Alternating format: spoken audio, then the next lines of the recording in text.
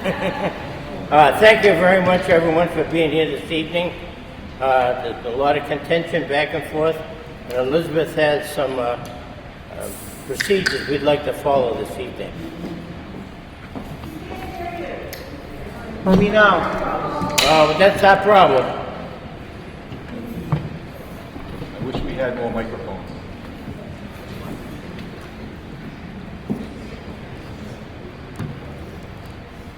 Can you hear me? Good evening, everyone. Welcome to the Leominster Planning Board meeting for June 16th, 2025. We would like to explain the procedure for this meeting before we begin. Our first public hearing at 6:30 p.m. will be opened at 6:30 p.m. following this message. Then our second public hearing at 6:31 p.m. will be opened at 6:31 p.m. After we have opened both hearings, petitioner 41-25 will be asked to make their presentation.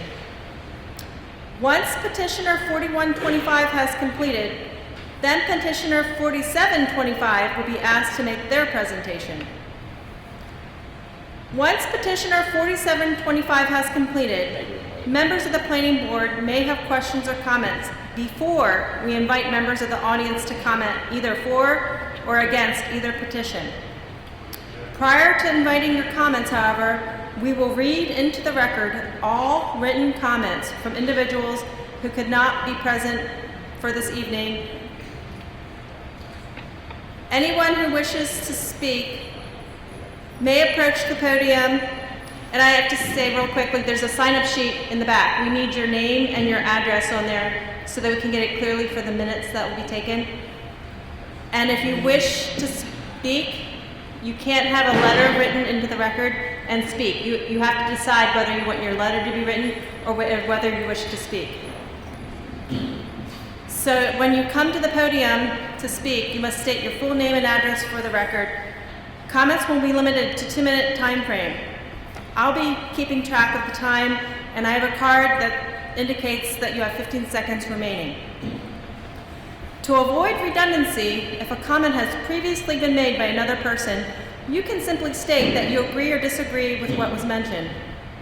Please only speak if you have a new matter to raise for the board's consideration. All comments that are made through the chairman and are not to be addressed to petitioners directly. If the chairman would like further clarification, he will ask the petitioner directly to respond.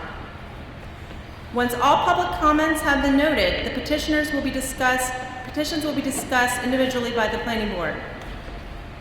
The planning board intends to close the hearing and vote tonight on petitions 4125 and 4725. We will then open our regular planning board meeting. When we reach the petitions on the agenda, the board will vote on the recommendation to the City Council for each petition. We would like to remind the audience that we are simply making a recommendation to the City Council. I repeat, we are simply making a recommendation to the City Council, and that final approval denial comes directly from the City Council after their hearing, which is scheduled for June 23rd, 2025. Also, we would like to remind everyone to be respectful and ensure everyone has silenced their phones. Thank you.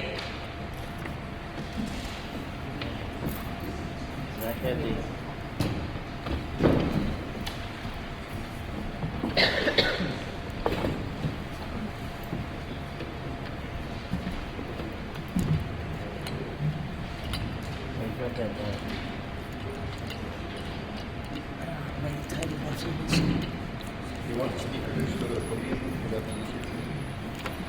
No, I'll do it. I'll hold it. Okay, good evening, folks. At this time, I'd like to open up the planning board meeting for June 16, 2025 at 6:30. Our first scheduled public hearing, the continued public hearing for the City Council petition 4125, Lisa Nugent,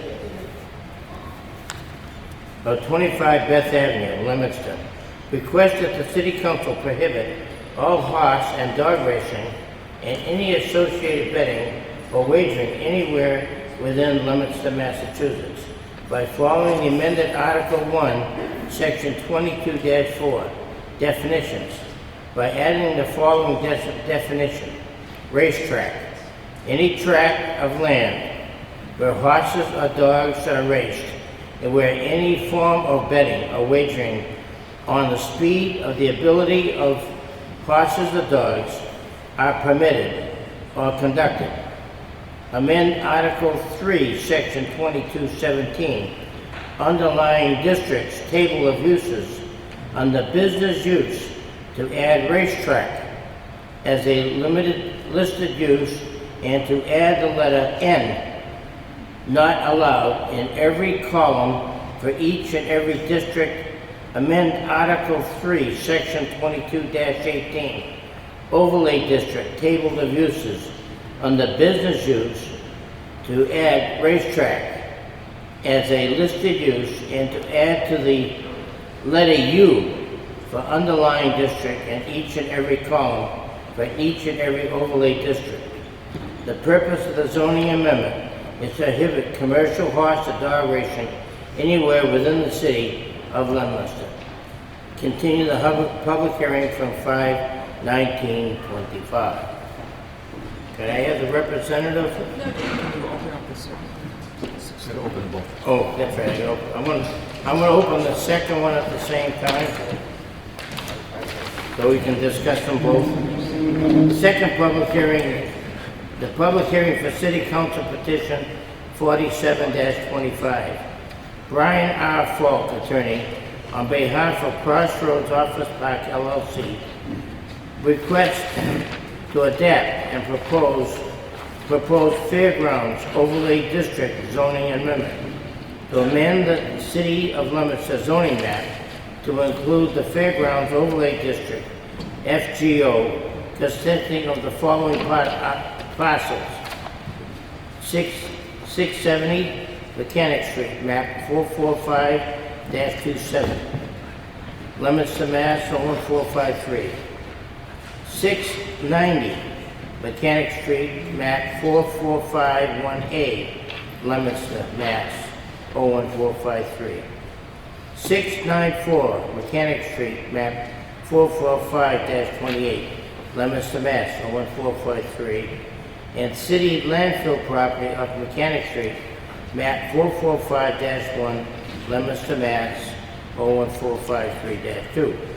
And to further amend the City Leominster zoning ordinance by adding a new section, 2234, Fairgrounds Overlay District, allowing the following uses by right: horse racing, sports bar, recreation outdoor, recreation indoor, businesses, professional offices, and apartments, multi-family dwelling. And the following use by special permit, uses otherwise allowed in the FGO district that involve outdoor amplified sound and permit interior lighting, excluding horse racing and sports bar uses. The amendment is also taken to implement dimensional regulations and off-street parking and loading requirements. I think that's it. Okay. On 4125, do I have a representative?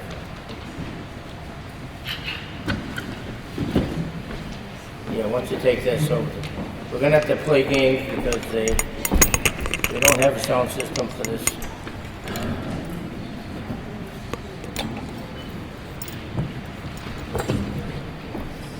And just for the record, your name and address.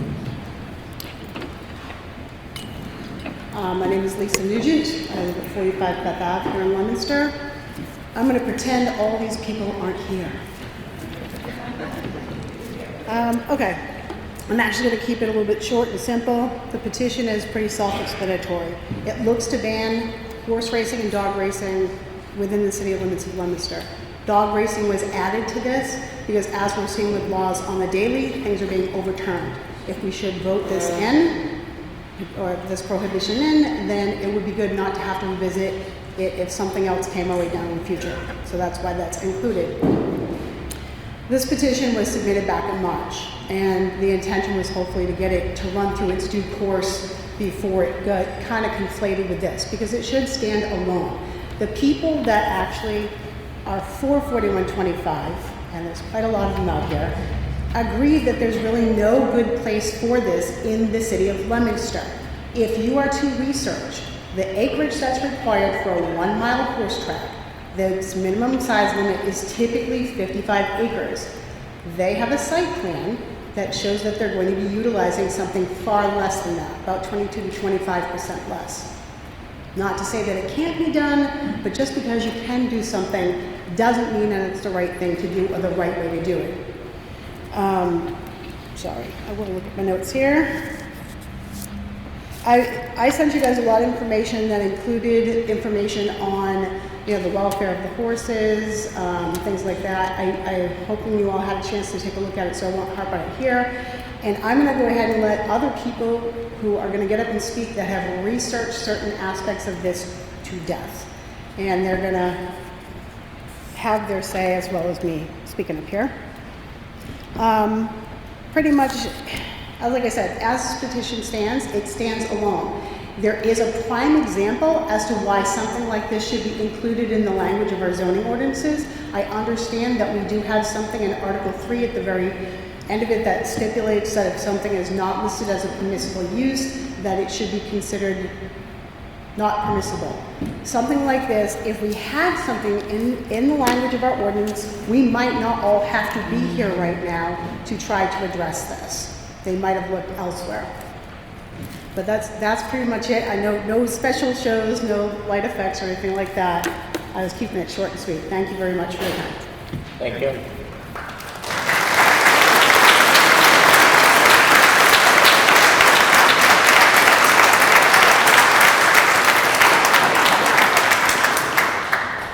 Do you have someone else on your committee who wishes to speak?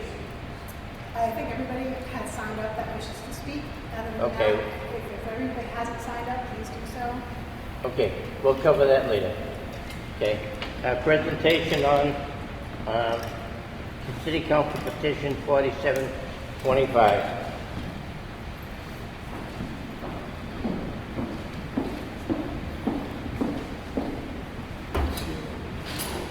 Yeah, you probably want to move the mic over. You're gonna sit here?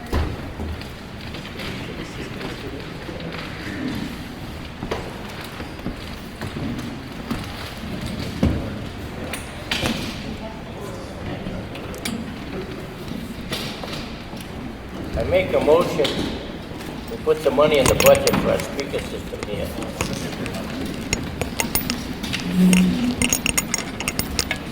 Ridiculous.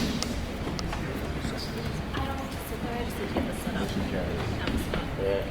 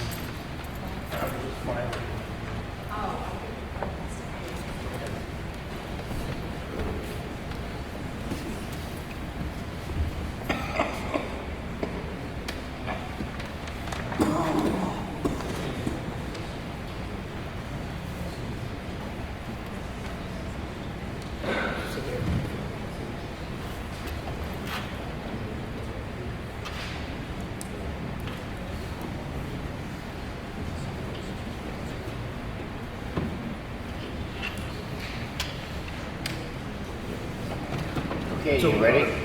Mr. Chairman and board members, for the record, Tom Avenzi for the applicant. Petitioner is Crossroads Office Park LLC. Speak right into it. Tom Avenzi for the petitioner, Crossroads Office Park LLC. With me is the manager, Peter Kelly.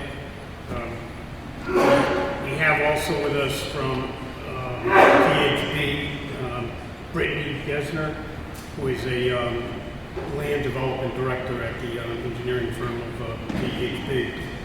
She will address some of the more horse racing or aspects of the potential petition were to be rezoned. I just wanted to point out a couple matters zoning-wise. So the petitioner is the owner of some of the land that's shown up on that screen as a sports bar, and he filed a petition as an individual who owns land and is petitioning the city for the rezoning. A large butter to him is obviously the landfill, and that's where the track is shown. From a zoning perspective, what the petition seeks is various uses. Among them would be the potential for the horse racing, but also other business uses and other land uses such as apartments and multifamily. I do want to draw the board's attention. We would ask from the floor that there was a couple typographical mistakes in the actual petition. One of those is that the narrative of the petition does not include as an allowed use hotel, but that is listed in the table of uses. So just so there's a consistency, we would be looking for the petition to have the hotel as being allowed use. Also, in the density tables, I think it's just stated 5,000 square feet is the minimum lot, and that really would be a density for in the event of the multifamily, and we're suggesting 8,500 per unit. So we would ask for that change be incorporated into the petition, and that's consistent with the city's residents pay density requirements. Although we are proposing the use for horse racing being allowed use, we would be amenable, the petitioner would be to have that use permitted by special permit. It's not unusual sometimes to have multiple securities and conditions, and it gives the boards and the city an opportunity to kind of fine tune any kind of permissive use under that way. We would note that that would be a type of amendment that could be allowed from the floor by the board's discretion because it's more restrictive. So the notices, it's been shown through case law that it would be sufficient to make the petition more restrictive, and where the applicant is willing to do that at the board's discretion to make the use allowed by special permit, not as a matter of right. So with that, I'll turn it over to Brittany, and she can make a presentation.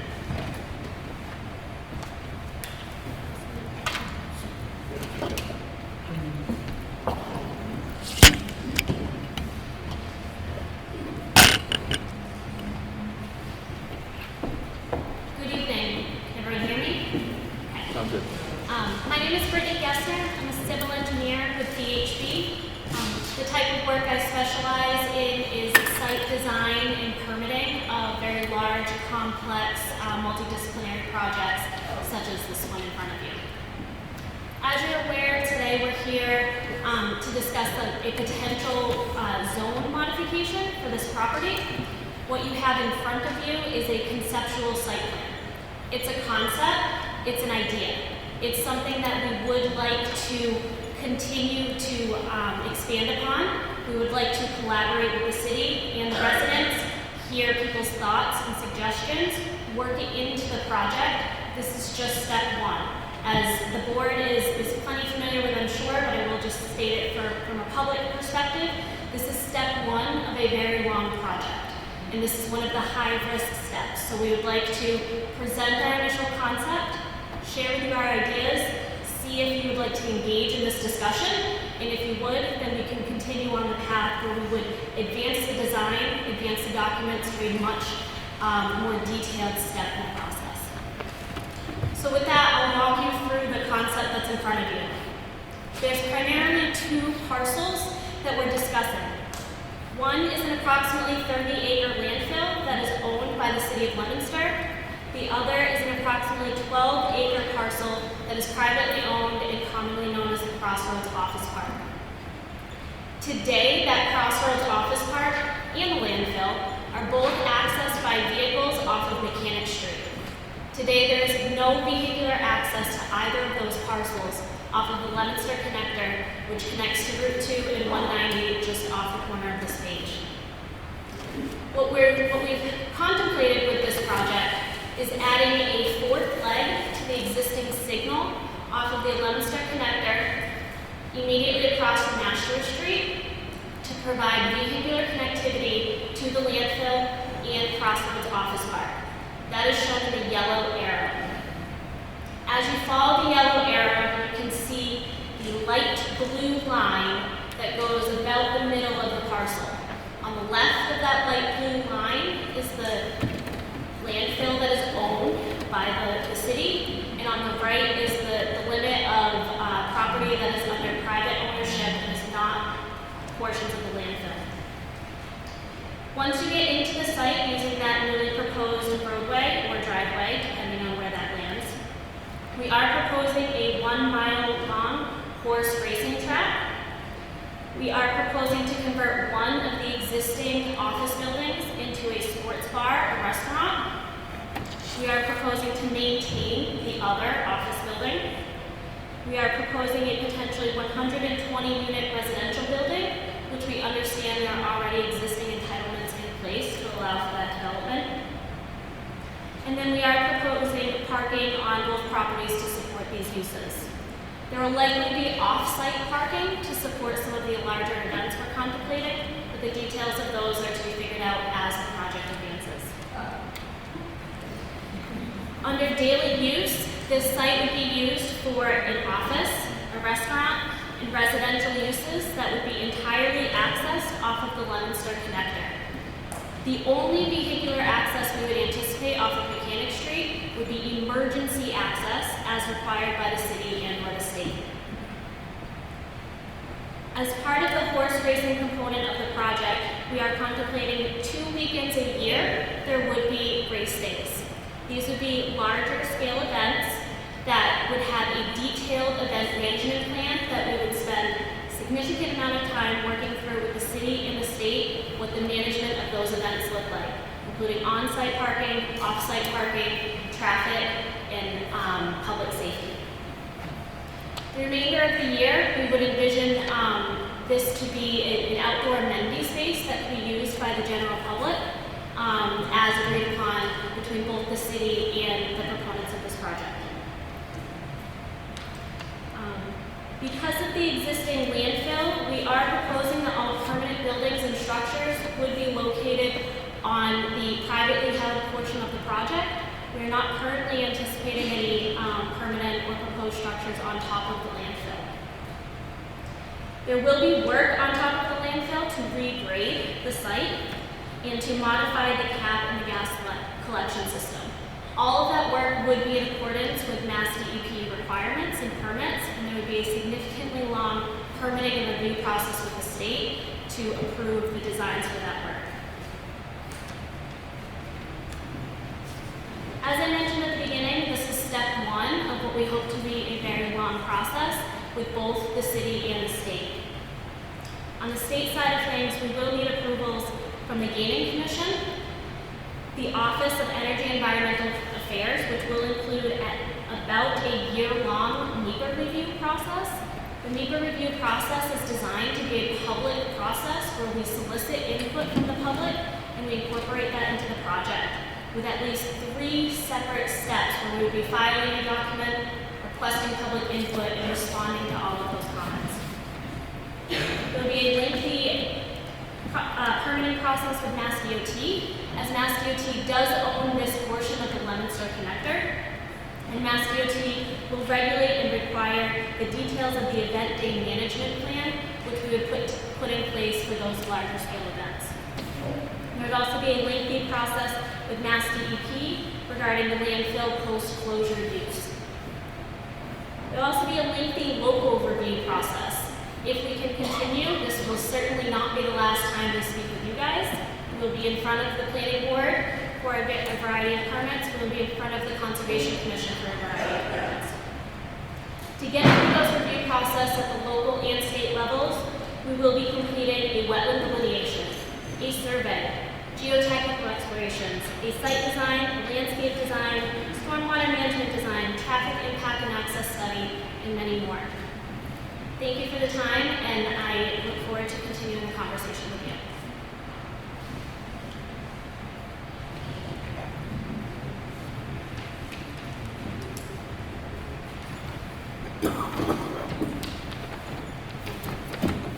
Okay. Do we wait for the questions later? Or? We'll get questions after. Okay, thank you. We go first, right? No? Do you want to leave this up here? It's up to you. It'll probably shut down. Let's leave it up there for the benefit of the audience.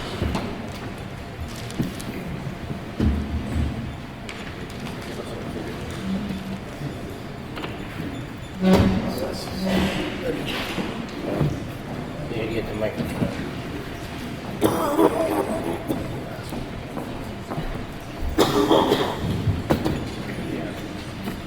Yeah, grab the stand, the small stand. Oh, you're gonna know. Do we have a list of the people that signed up? Yes.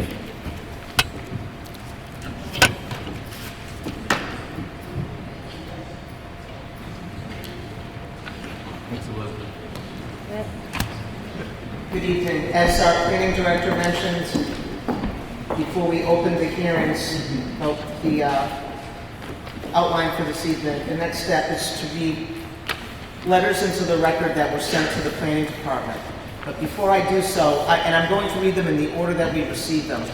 So I'm going to first call out for the person who wrote the emails or letters, see if they're present, and they have the option of either be reading the letter into the record or them coming up and summarizing the letter themselves. So it's either one or the other. So the first email I'm reading is from Julie Richard of 14 Starling Way.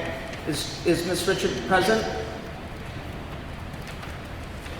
Okay. If she's not, then I'm going to read this. Dear members of the planning board, I am writing to express my strong opposition to the proposed zoning amendment submitted by Bay State Racing LLC and Crossroads Office Park LLC. I am deeply concerned about the long-term consequences of this proposal, and it would fundamentally alter the character and values of the surrounding residential neighborhoods.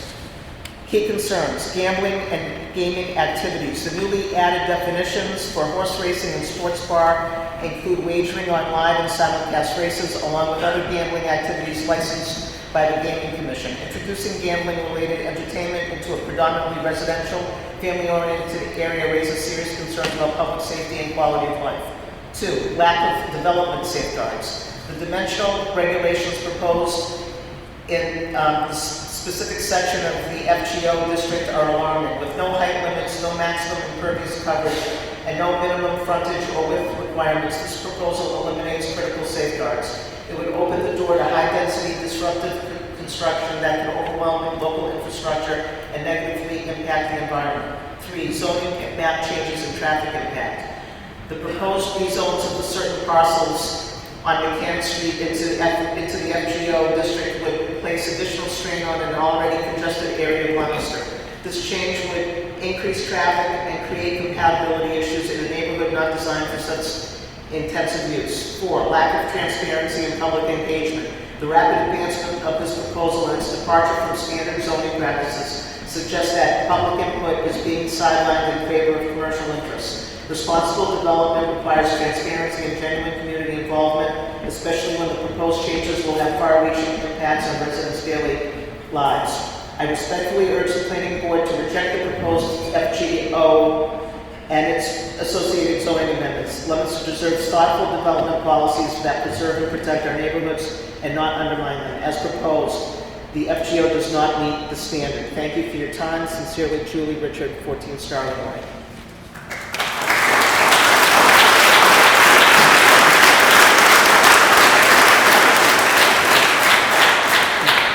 Is Mr. Stephen Biandini here, 673 Main Street?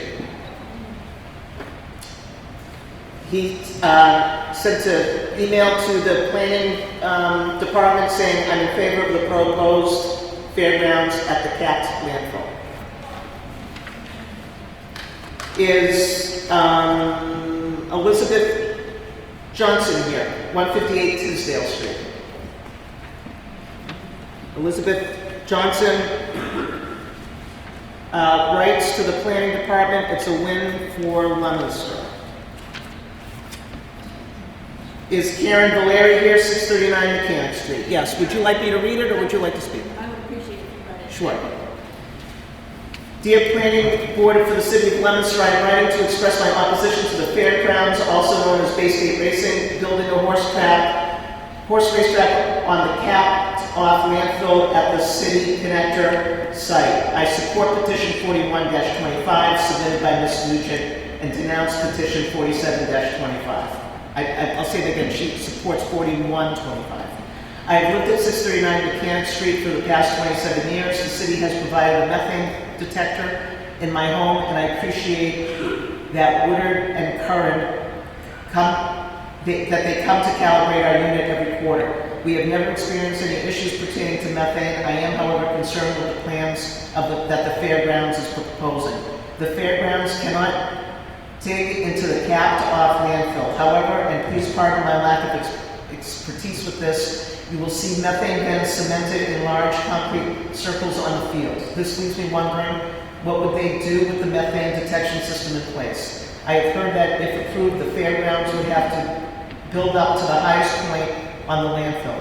Aside from my serious environmental and health concerns with disturbing the landfill, I'm envisioning an eyesore of a man-made monstrosity of a mountain in Leominster. I have done some research and have not found that this or horse track on top of a capped-off landfill has been done in the United States before. While other things like soccer fields, parks, green spaces, hiking, biking, or solar farms, for instance, have successfully been established on landfills. Secondly, I have concerns with increased traffic and noise in the residential neighborhood.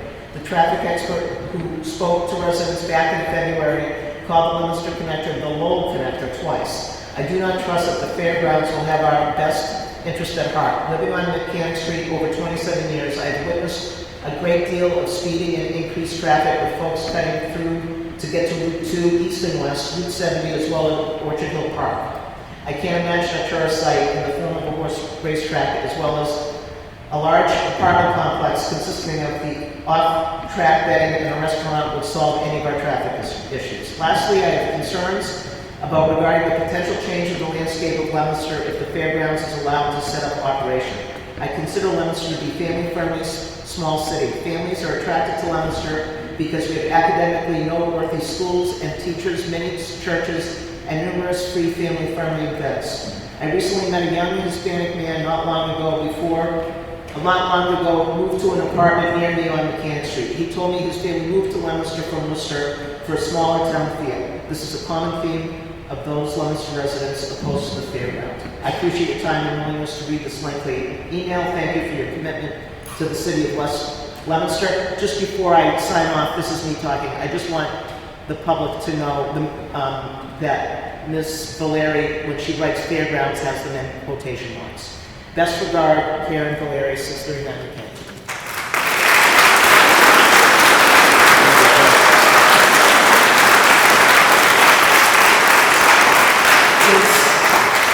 Is Marilyn Lemieux here?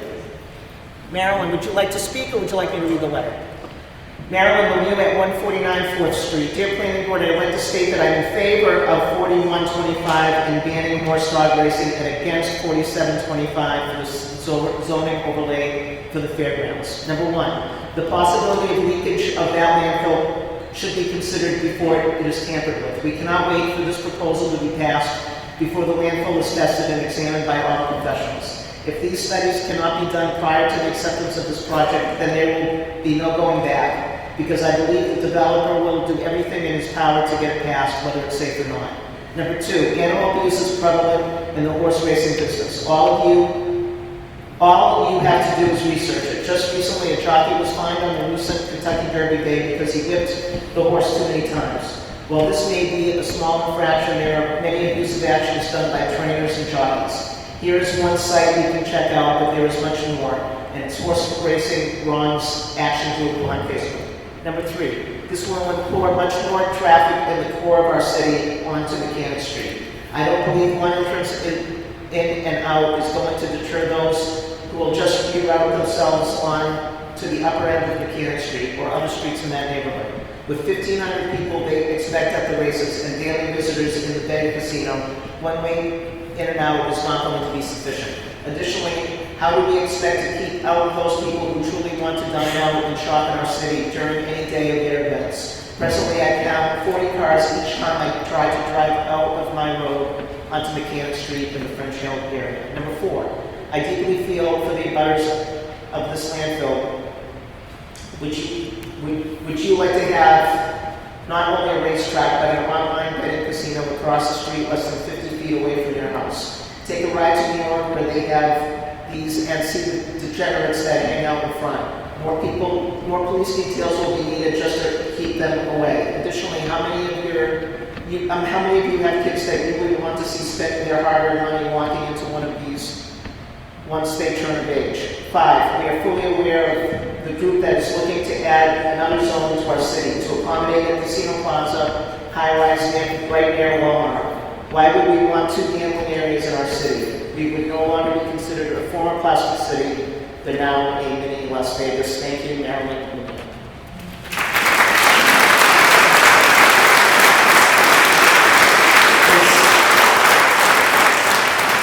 Is Rebecca Garvey here? Rebecca Garvey's at 14 Malvern Terrace, and she is writing to express my strong support for petition 41-25, which seeks to ban horse and dog racing in Leominster. I firmly believe that betting and wagering of any kind could invite corruption and undermine the integrity of our beautiful city. Instead, our focus should be on addressing real community issues, such as the growing mental health crisis. Passing this ban would be a meaningful step toward supporting the well-being of our residents and fostering positive change that extends beyond our city. Additionally, I feel deeply that the use of animals in racing is inhumane and outdated. In a world full of creative, non-lethal forms of entertainment, we have an opportunity to invest in initiatives that inspire and educate people of all ages. Imagine a community theater in Leominster, for example. I sincerely hope the committee will consider these points and continue working with the best interest of Leominster's residents in mind. Thank you for your time and dedication, Rebecca Garvey.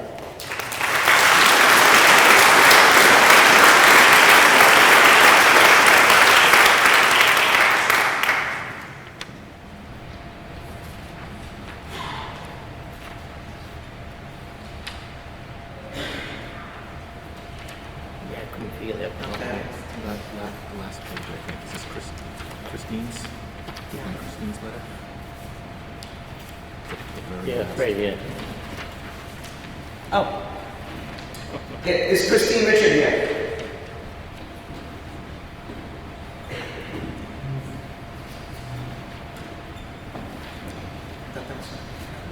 Christine Richard, she sent an email to the planning department stating, I am in favor of proposal 41-25. Many thanks, Christine Richard.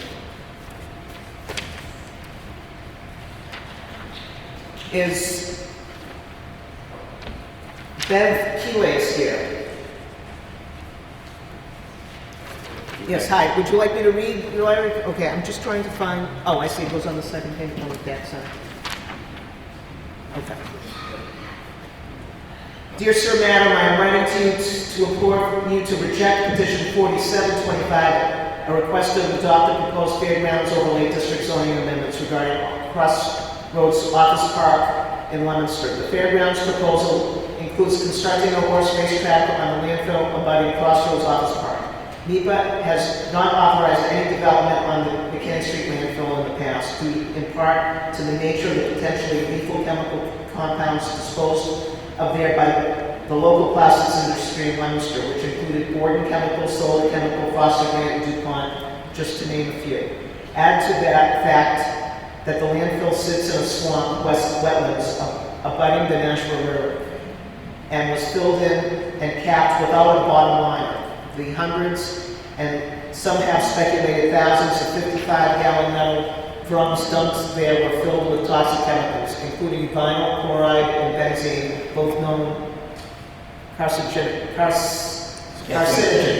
To do anything to disturb its current condition would be irresponsible at best and catastrophic at its worst.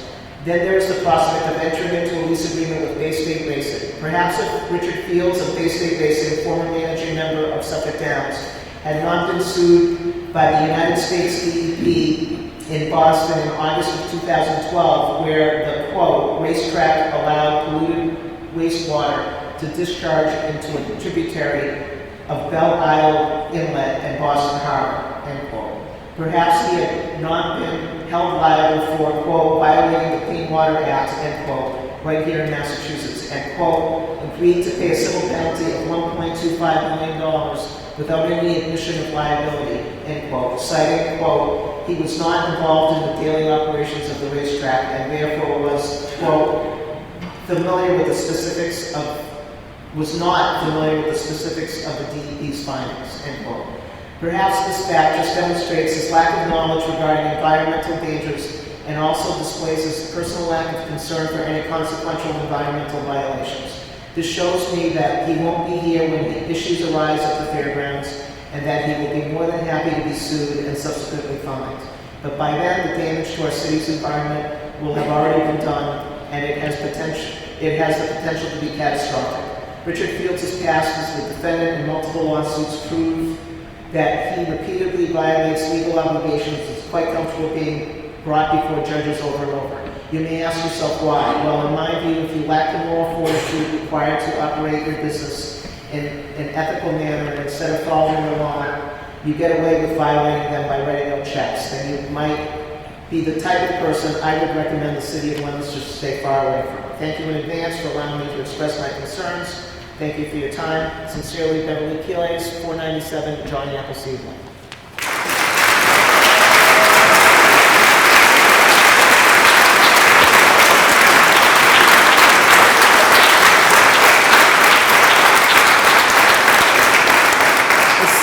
Is Sandra Paul here? Sandra Paul? Okay, 245 Merriam Avenue. Gentlemen and ladies, I am in favor of petition 41-25 submitted by Lisa Nugent. Animal racing and its intended abuse is not a fitting function for the city of Leominster. Behind the glamorous face of horse racing lies a world of cruelty, injuries, drug abuse, and race fixing. Although some horses have transitioned to other equestrian disciplines when no longer winning in the U.S. In 2022, an estimated 20,000 horses were trucked to slaughterhouses to Canada and Mexico, their flesh turned into dog food or sold for human consumption in Europe or Asia. I am against petition 47-25 regarding the proposed thoroughbred race track to be built on the Leominster toxic landfill. Concerned citizens have doubts about Bay State Racing's qualifications to undertake such a project. As far as has been determined, Bay State Racing is a company on paper only. It has no facilities and no equipment. It does not have a record of experience or proven qualifications for safely executing a design which involves, among other things, rehabilitation of a toxic landfill. The Leominster toxic landfill is far too sensitive a site to be handled over to an unqualified organization whose main objective is the acquisition of a gaming license. As well as other environmental consequences, should a breach or compression of the landfill occur, societal issues arise with gambling. Leominster residents are troubled by the rise in crime and associated ills that emerge with such an unsavory venue. Leominster is a family-oriented city, and we hope that you will direct your votes on both petitions to keep it that way. Thank you for your consideration. Respectfully submitted, Sandra Paul.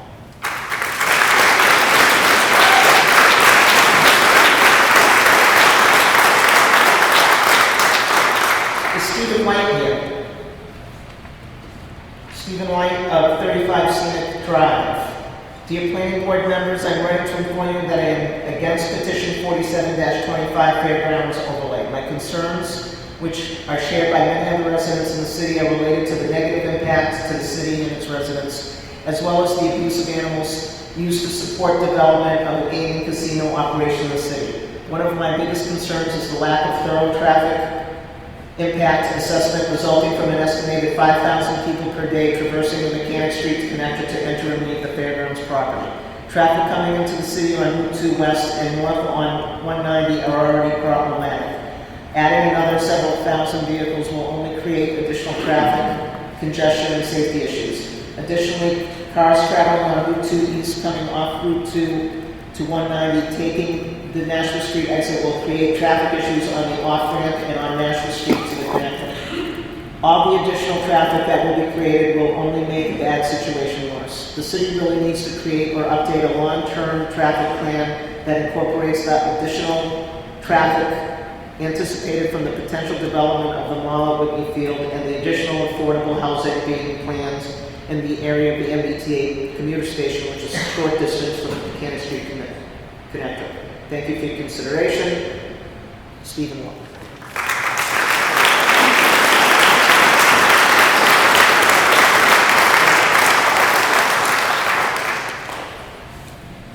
It's Jennifer Single here. Yes. I can read this? Okay, thank you. 633 Mechanic Street.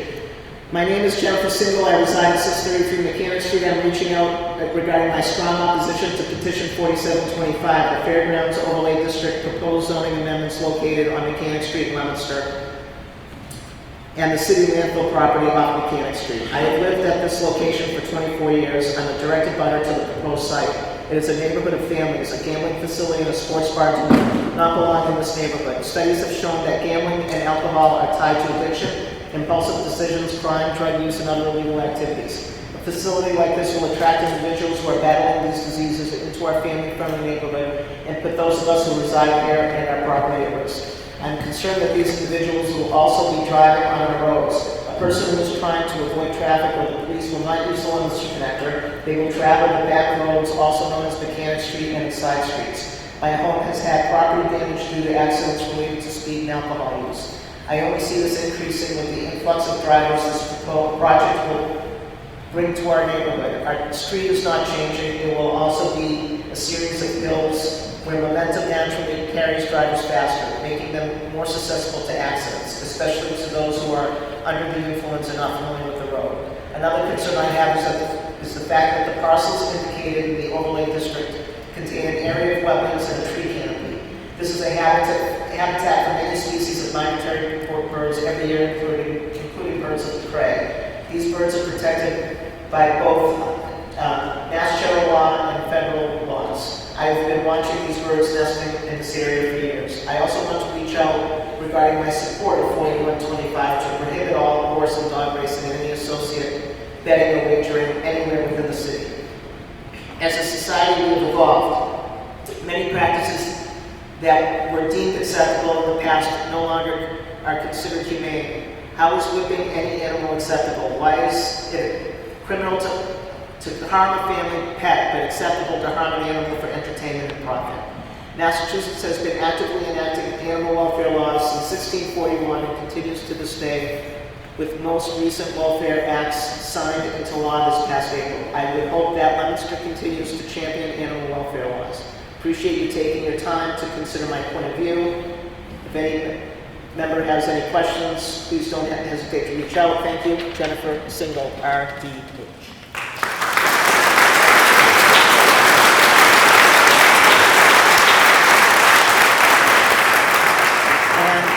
Scott Single is here. Would you like me to read it? 633 Mechanic Street.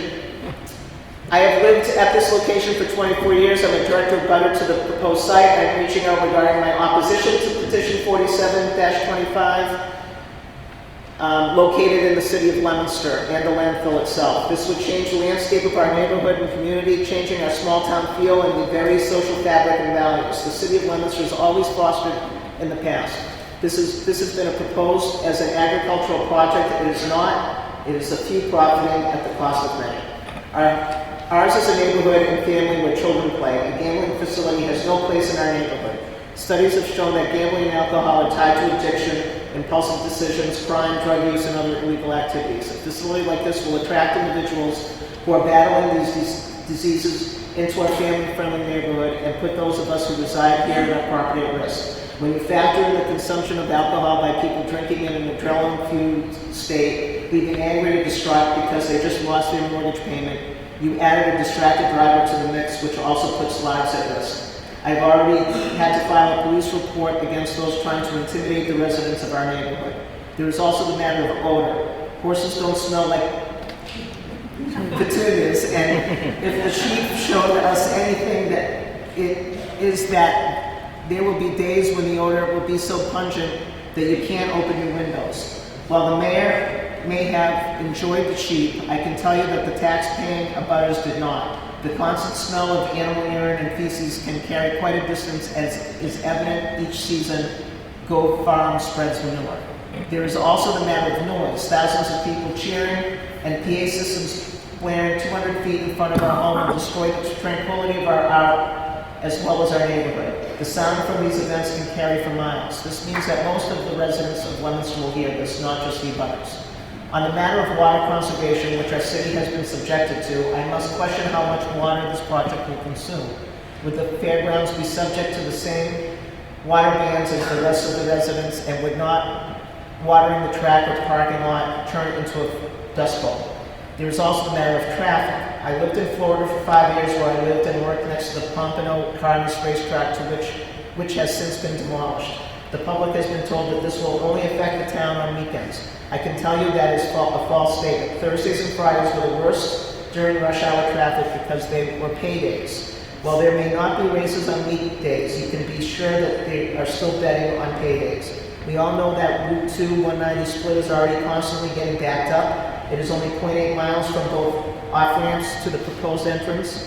What that means is that it only takes 250 cars to back traffic up to the highway. All of those cars will be trying to get into the left lane to turn in, and we all know the impatient people will likely try to bypass traffic through residential neighborhoods where children play. My home has had property damage due to accidents related to speed and alcohol use. I only see this increasing with the influx of drivers this project will bring to our neighborhood. Excuse me. After living across from the landfill for 24 years, I can tell you that it is still decomposing, so there is no reason to believe that this process is going to suddenly just stop. As the landfill continues to decompose, the property will require constant repair as the land continues to settle out. I also want to reach out regarding my support of Proposal 4125 to prohibit all horse and dog racing and any associated betting or wagering anywhere within Leominster. Whipping an animal is unacceptable. The very idea that it's criminal to harm some animals but acceptable to harm animals for profit is hypocritical. It is an inhumane practice which I deem unacceptable and will continue to fight even if it is decided to allow in our neighborhood. I appreciate consideration. Thank you, Scott Signal.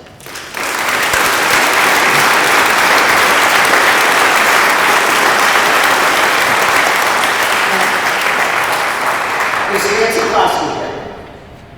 Nancy? Okay, she is at 2 Debbie Drive. Good evening. I am in opposition to the above petition. Unless the planning, assistant planner or planner director have other letters for me, I think that's it.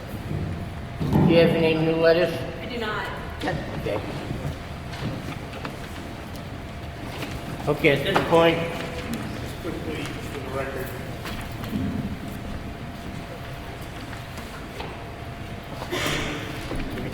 we did have petitions filed with the city clerk, 1,300, and those are just, so just for the record, Mr. Chairman, Vice Chair, there were 1,300 petitions in favor of 4725 filed with the city clerk previously, so those are just being placed on the record here tonight. okay, thank you.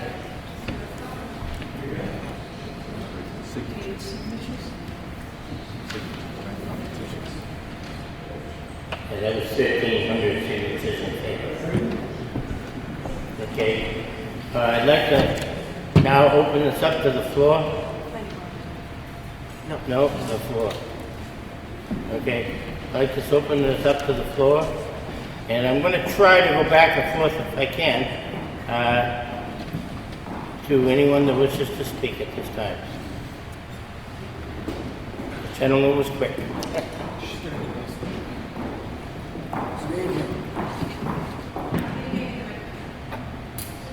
you mind coming to the podium and I'll get you the microphone?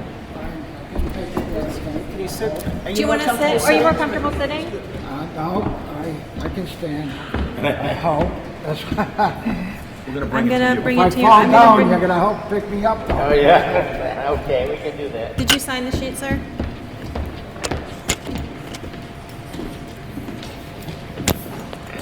Did you sign the sheet? Excuse me? Did you sign the sheet? Yeah, I signed it. Well, the second one name down. Okay. Ronald Rosemary, Ron- the second one? Yeah, Ronald Cormier. Okay. I signed the sheet up there. Ronald Cormier, 264 West Street, Please Leominster. speak into the mic. I'm for this because of the $1 million taxes. It's not often you get something that comes in the city that will give $1 million worth of taxes to the pot and not create a problem. We have a project on 117 that's going to create 300 apartments. We got another project on Ludgate Hill that's going to create 300 houses. That adds to the school system. What are you going to do? You're going to build the schools. Here's a project that does not create any children, but it does add to the pot for the school, the $1 million taxes. And also, the state is going to put in a ramp for the traffic to get out. So that's in a given. They're paying for it. We ain't paying for it. As far as the landfill was built 30 years ago. The state takes care of that landfill for 30, I think, something like that. 28. It's been 28 years now. When they take over and they're going to do anything in the landfill, that'll be to all the new specs, all the new anything to be done with landfills that'll be governed by the state. They won't be governing how they're going to rebuild on that. They're going to govern what they're going to build, but they're got any changes to that, all that dump that us citizens created that dump. Remember that we created that, and they're going to have to own it if they're going to build on it, and the state is going to govern it with the DEP and all the other projects, and with modern new technologies for a capping of the dump or whatever they're going to call, whatever they're going to do. So we're not going to get stuck with that, because if somebody don't do it, guess who's going to be stuck with that dump? In 30 years, and the state can come down, you have to do this, you have to do that. Every time they say you're going to do something with a dump, it's $1 million here, $1 million, $2 million here, $3 million here. So, what's that? 15 seconds. It's hard. So anyways, I'm for it. I want that $1 million in our body, in our bucket, to help build the schools that looks like we're gonna need to have to do. Thank you. Thank you.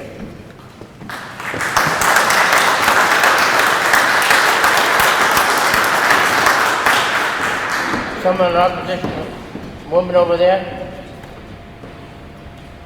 Oh, young man? Do you want to go in the order that they signed, or do you want Do we have a sign-up list? to? We have a sign-up sheet. Oh, okay.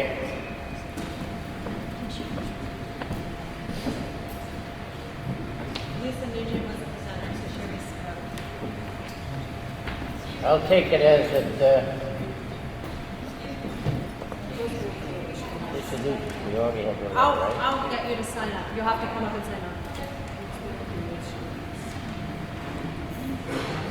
It's just a minute, we're gonna check. And that was Mr. Cormier. Yeah. So next is Rosemary Kirosis. And if you didn't, of course, if you didn't sign up, you can certainly speak.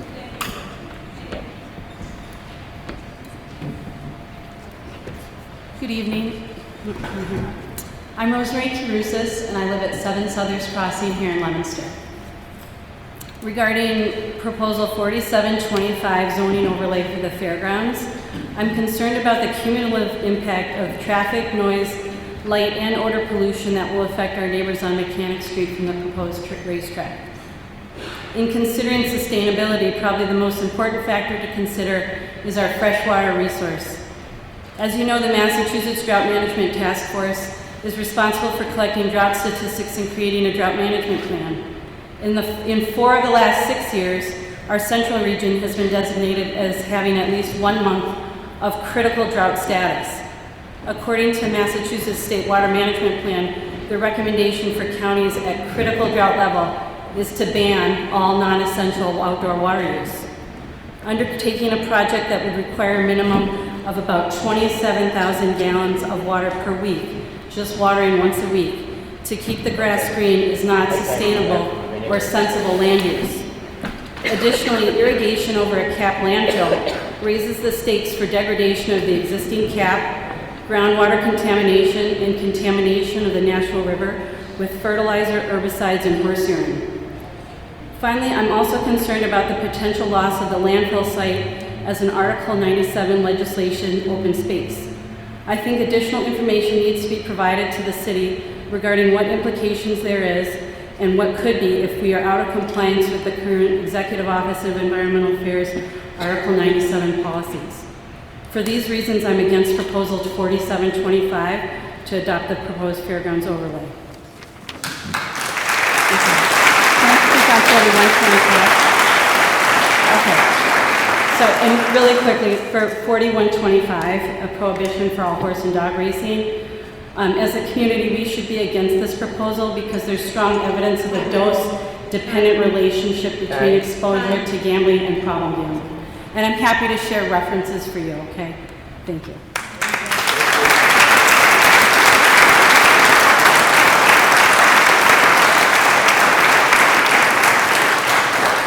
We're just going to go in the order that you signed up, and if you haven't signed up and you want to sign up, I'll have it up here in between me announcing. This looks like a J, C-I-M-O-I-X. No, it's me. And everything that You got to speak at the podium. covered, so I don't really You're covered? Okay. Nadine Anderson?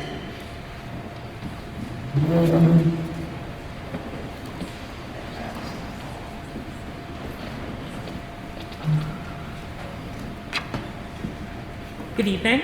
My name is Nadine Anderson. I live at 194 Prospect Street, and I oppose this development described in petition 47-25.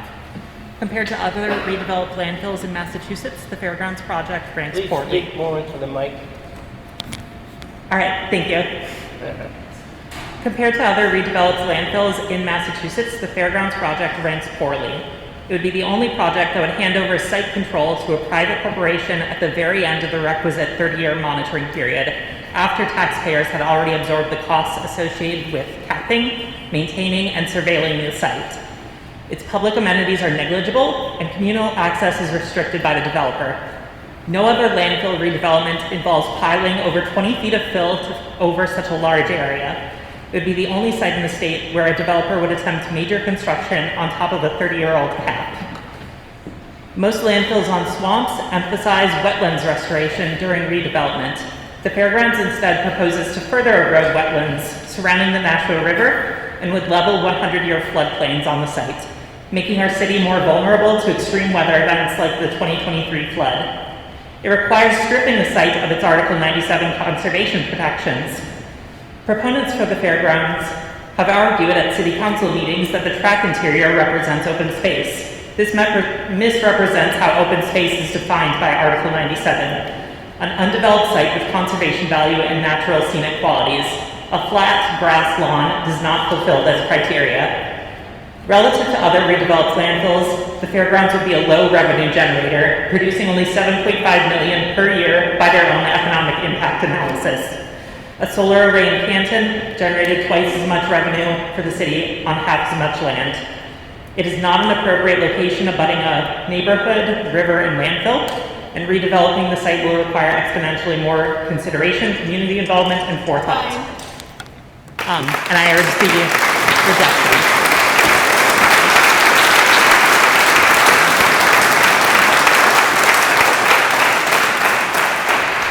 Lawrence N4? Right here. Is that how you spell your name? N-F-O-R? Yes. Good evening.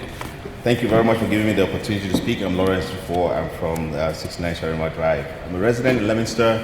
a bit concerned because I've lived through a release of gas that took 2,000 lives in Cameroon, West Africa, and I know what that means when people start raising concerns.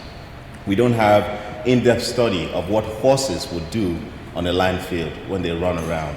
Humans, we can run around, we don't weigh that much. There's a lot of concern about that. We have an African proverb, I like using those proverbs from time to time. It says that, do not throw away the water that you fetched because you heard that it was going to rain. $1 million is nothing to the city of Leominster that we can think about, and we want to accept the risk and concerns that will come. If it is a fiscal year decision that we are making, it is okay. But if it's a long-term decision that would have health consequences on our citizens, and I am raising my family here and I plan to stay here till I retire and probably be buried here, I don't want that to be on my conscience. I don't want that to be part of my legacy. As a people who care about our city, what are the concerns that we have? What city do we want to build? What's the picture that we have in the future? Do we want to increase the concerns that we have? We've talked about mental health. I don't want to go back and repeating the concerns that have been brought up. But do we want to think about mental health and deal with it? Consequences of families broken because of gambling problems. Or do we want to talk about the concerns that we all have? I've lived here only 16 years and I know how traffic has been. And we have not yet had that study, as the report says, when they were presenting. They've not done that study to tell us where they're going to locate parking, where they're going to, a couple of concerns. I'm just saying, as a concerned citizen, before we take a decision, let's study the consequences, not just the financial benefits of now, the long-term consequences. And when we do that, it's going to help us to be more sustainable, and we're not going to lose lives because we didn't do our own part in my lifetime. Thank you.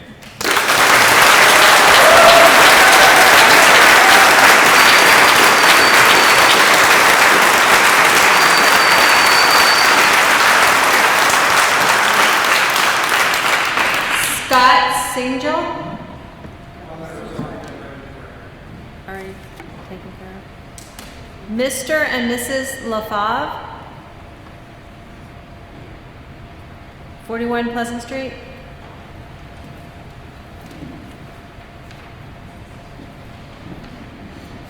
And for the record, state your first name and last name. My name is Jack LaFave. Up to the mic, please. My name is Jack LaFave. I've lived here in Leominster for 32 years. I know that the dump is not more than 50 years old. It's not a very good place to build on. I concur with everything else that's been said, but I'd like to add a couple things. One thing would be that if we did have this, there would be more crime in the city and there would be more drugs in the city, and we don't need any more of that. We have enough of it. Thank you.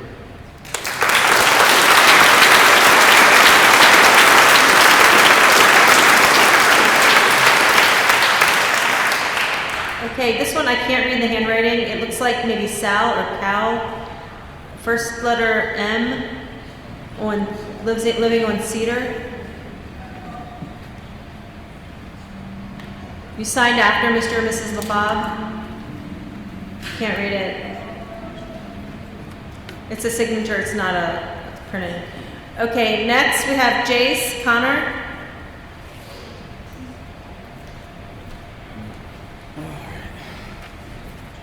How you doing? Jace Connor, 147 John Appleseed Lane. I didn't have anything prepared, but I just wanted to respond to some of the petitions. You're definitely going to need to scrutinize those signatures you just got. You know, the mayor likes to talk about having all the information. I don't know how informed you all are, but we know that Bay State the marketing firm is paid to have people stand out and collect signatures. We know that they've been misleading to the public in the marketing material. They keep switching the narrative based off of, I don't know, whether the general public kind of catches on to some issues and concerns, and then they kind of rewrite and redraft things. I was at the original pitch for this thing, and if you go, it's recorded, so you can watch it, and encourage you to, because there's a lot of contradictions from just what they said they were going to do then to now 3 months later and all the different iterations. Obviously, there's no shortage of concerns. The landfill is a big concern. Yeah, $1 million isn't going to do anything, especially if, let's just say if, during some construction there's a landfill fire. That you can't crack that open and put that fire out. It has to burn itself out. It could burn for years. What's going to happen then? It's a huge risk, right? Methane's odorless. They start firing off fireworks, and who knows. But for this fairground overlay, one of the things that I was also concerned when I was looking at this is about changing the zoning so that they can basically have no restrictions on going up or out. Talking about amplified sound, lighting, things that they originally said they weren't going to do. So if they could start building up, you all are going to now create precedents, right? And we're going to start seeing a huge change. Time is up. Oh, I didn't even see the 15 minutes. I forgot to, I'm sorry. That's my Okay, fault. I'll email you the rest.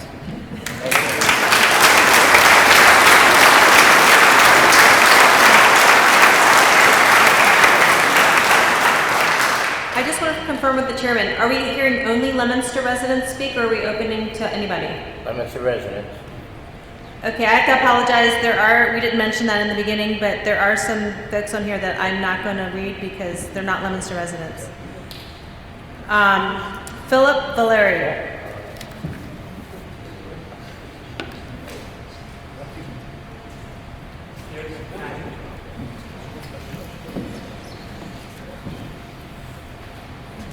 For Washington's time? All right. Can I adjust this? No, just point it up. Just Point it out. Okay, yeah, he can loosen it up real good.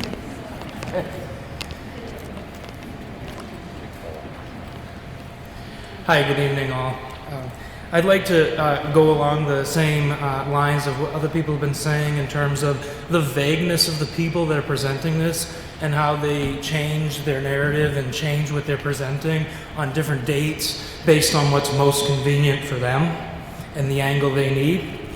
I would like to I made a few comments on their recent host community agreement on the bottom of page 7. I can't get the sections, but the bottom of page 7 essentially says that Fairgrounds shall promptly address and remediate any reported contamination of neighboring properties from the landfill resulting from Fairgrounds construction activities and operation of the facility. And here's an example of they don't go into the detail, they don't explain how, they don't explain exactly why, they don't explain the process to which they would be doing that. Then the next thing I highlight is the TIA calming measures. That's another vague phrase, calming measures, on page 8, where it essentially talks about they're going to do a traffic study for the neighborhood of Mechanic Street, Florence Street, and all other neighborhood streets, but they don't get into any specifics on what a calming measure might look like, because that's inconvenient for them. Then page 9, we're talking about lighting and amplified sound, where they essentially say we shall not have lighting or amplified sound up until a certain point where you see their exception statement, which essentially is so vague that it could be an exception for whatever. So you just really have to sit down and look at their community agreement, and you will see how it falls apart.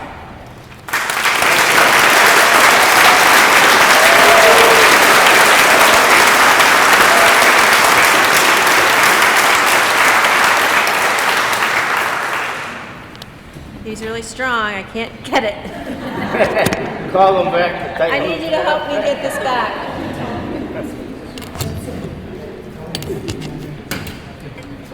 Okay. They're too tight. Admin Moses.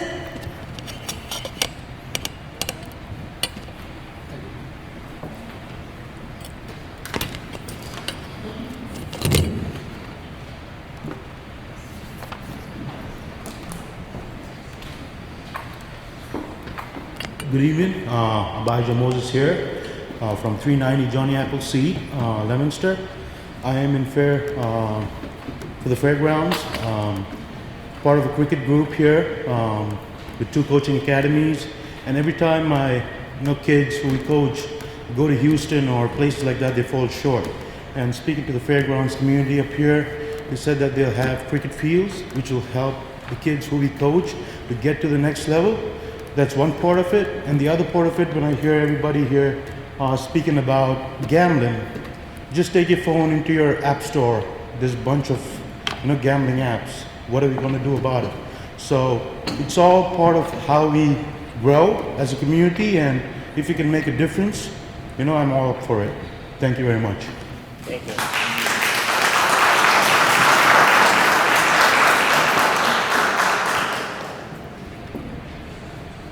Adam McIntosh.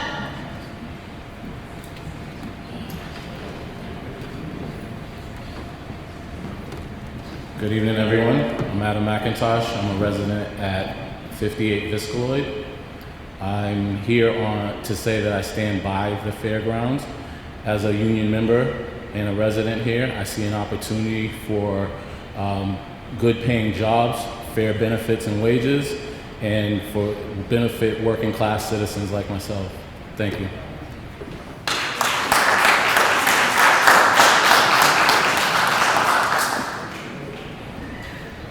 Robin Dowling. And if anybody else wanted to sign up, that was the last name I had, so you should come up and sign if you want to speak.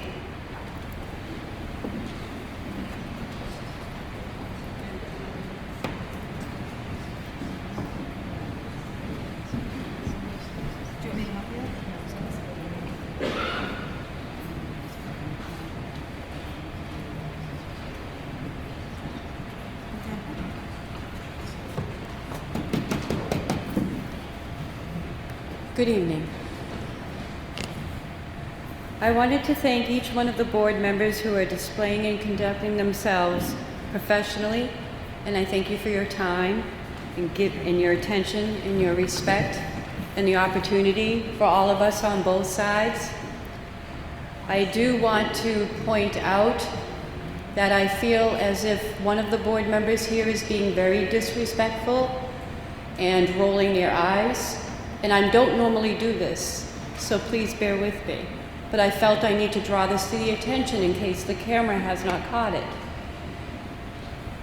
That one of the board members has shaken their head, scoffed, huffed, laughed, scowled, and rolled their eyes. And I'm disappointed in that. And I don't even know this person. And I am not the only person to have seen this tonight. And it continues. And I think that that's very sad because many of you are showing us respect and showing each other respect in this forum. So I wanted to draw our attention to that, and I have a neurological condition, so I paused before bringing this to attention because I didn't want to assume that that's what was happening.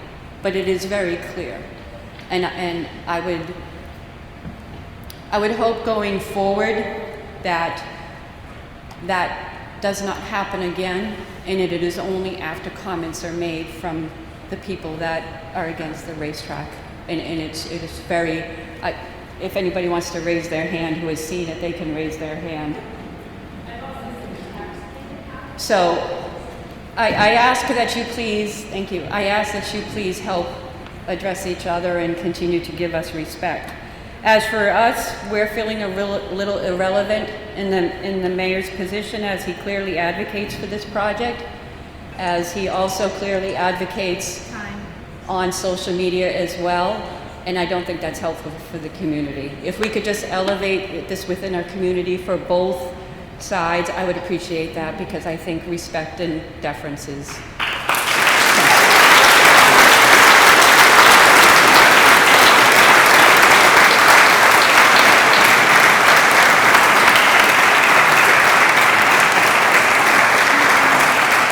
Melissa Bible, you're next. Hi, I'm Melissa Bible, 178 5th Street. I arrived late and didn't have a prepared statement, so I wrote down some quick notes. A number of years ago, there was a petition to create a commercial zoning on Mechanic Street for the Mechanic Street overlay, and I was a strong a strong voice against that amongst many other Mechanic Street and French Home neighbors. And our concern was the amount of traffic at that point that a commercial strip mall was going to bring to one portion of Mechanic Street. This will bring untold numbers of cars on a street that the original petitioner mentioned at the meeting at Francis Drake in February he didn't even know was a traffic concern, Mechanic Street. The same person now says he's Leominster and he's one of us, but doesn't know the concerns of a small portion of town. Please do not bring this dangerous project to a low-income community, most specifically the lowest income section of town. I think this is also a time for Leominster to stop and reflect on what we want for our community, for our neighbors and our families. Why Leominster should be asked, and the reality is because no one else wants it. So this project is not fair, and it's not fair on any grounds, which this play of naming and trying to deviate the Fairgrounds project to what this project actually is, I think is trying to confuse the public about what it actually is. Someone mentioned that it brings gambling and you can do it on your phone easily. Great, that's a reason not to have it here, because while it will bring crowds initially, the reality is eventually people will stop coming and they'll just go back to their phones. And if we're going to bring high-paying jobs are going to be the construction that initially occurs, but it's not going to be the people that are working there making minimum wage 3, 4, 5, 6 months down the road. Thank you.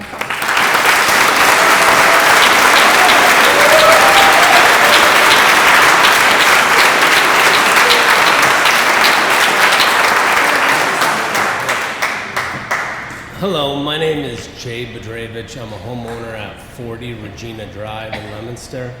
I support the Fairgrounds project. One of the reasons is a lot of the arguments I hear against it aren't based on fact. It's mostly hearsay. Anyways, I've been involved in the racing industry for my entire life. Patrons of horse racing, they're good people. They're not degenerates or any of the things that you've heard spoken about them tonight. So I'm here to defend them. I don't know if anyone's ever been to Saratoga before, but they just hosted the Belmont Stakes a couple weekends ago. They had great turnout, and these are all good people. I mean, if you ever have a chance to go up there, those are the type of people who will patron these race meets.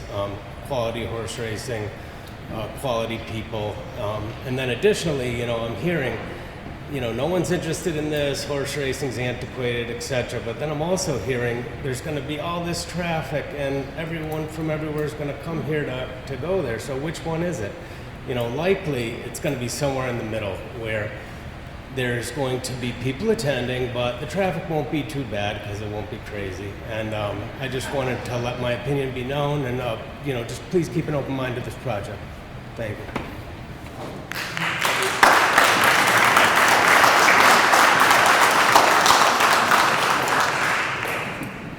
Last call. There's no other names on the list, so if you wanted to add your name and speak, it's your last opportunity.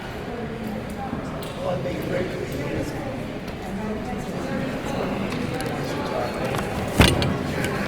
on, I have to get it to Chairman.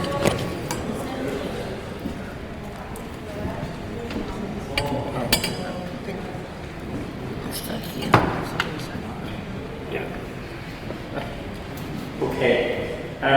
Is there anyone else that wishes to speak? Okay.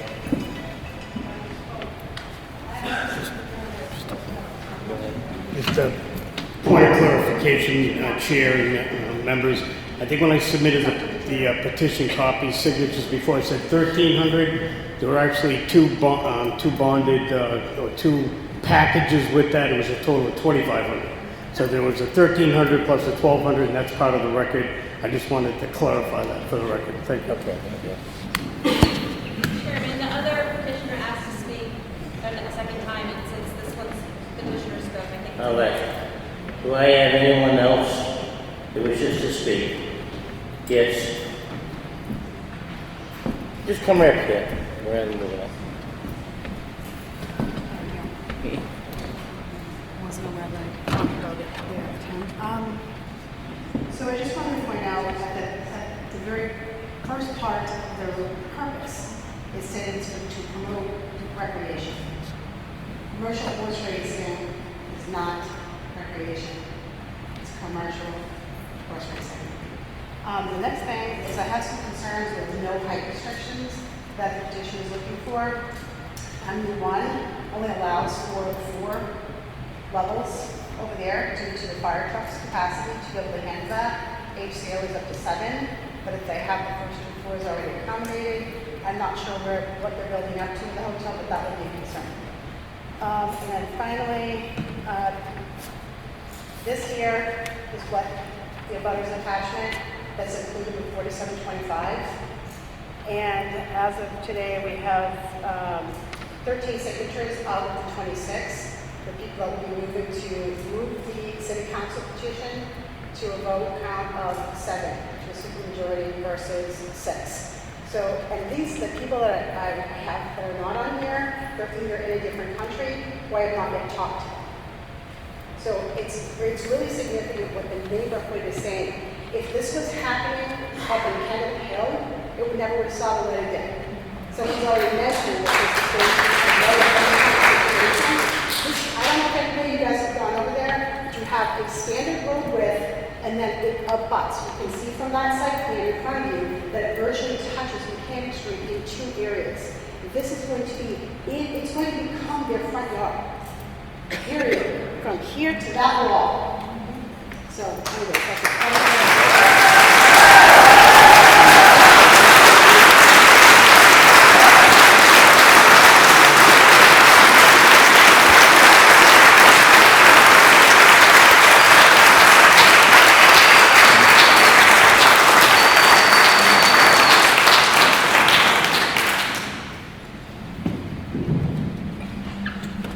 Okay. I've had a lot of very good comments here, both pro and con, and there's been a lot of said, and a lot of people have done a lot of work. So I want to congratulate you and compliment you on a job well done, because having people get their words out, to work together for a cause is what we're all about. But we have to make a decision somehow, so I want to open it up to my members. Do I have anyone that wishes to question, or? I have a Go ahead. question, Mike, for the petitioner. And maybe I'll direct it to Mr. Bavenzi. I just want, this is more for clarification.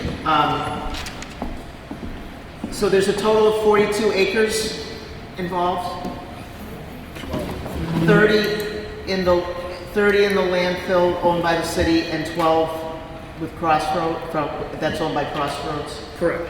And then you mentioned something, and I could have this wrong. You said something about that nothing would be built on the landfill? Or I thought you said something like No that. permanent structures. So the No track- permanent? No permanent structures. I think it was a presentation by the engineer. So there is a track shown on the landfill. That would be built in.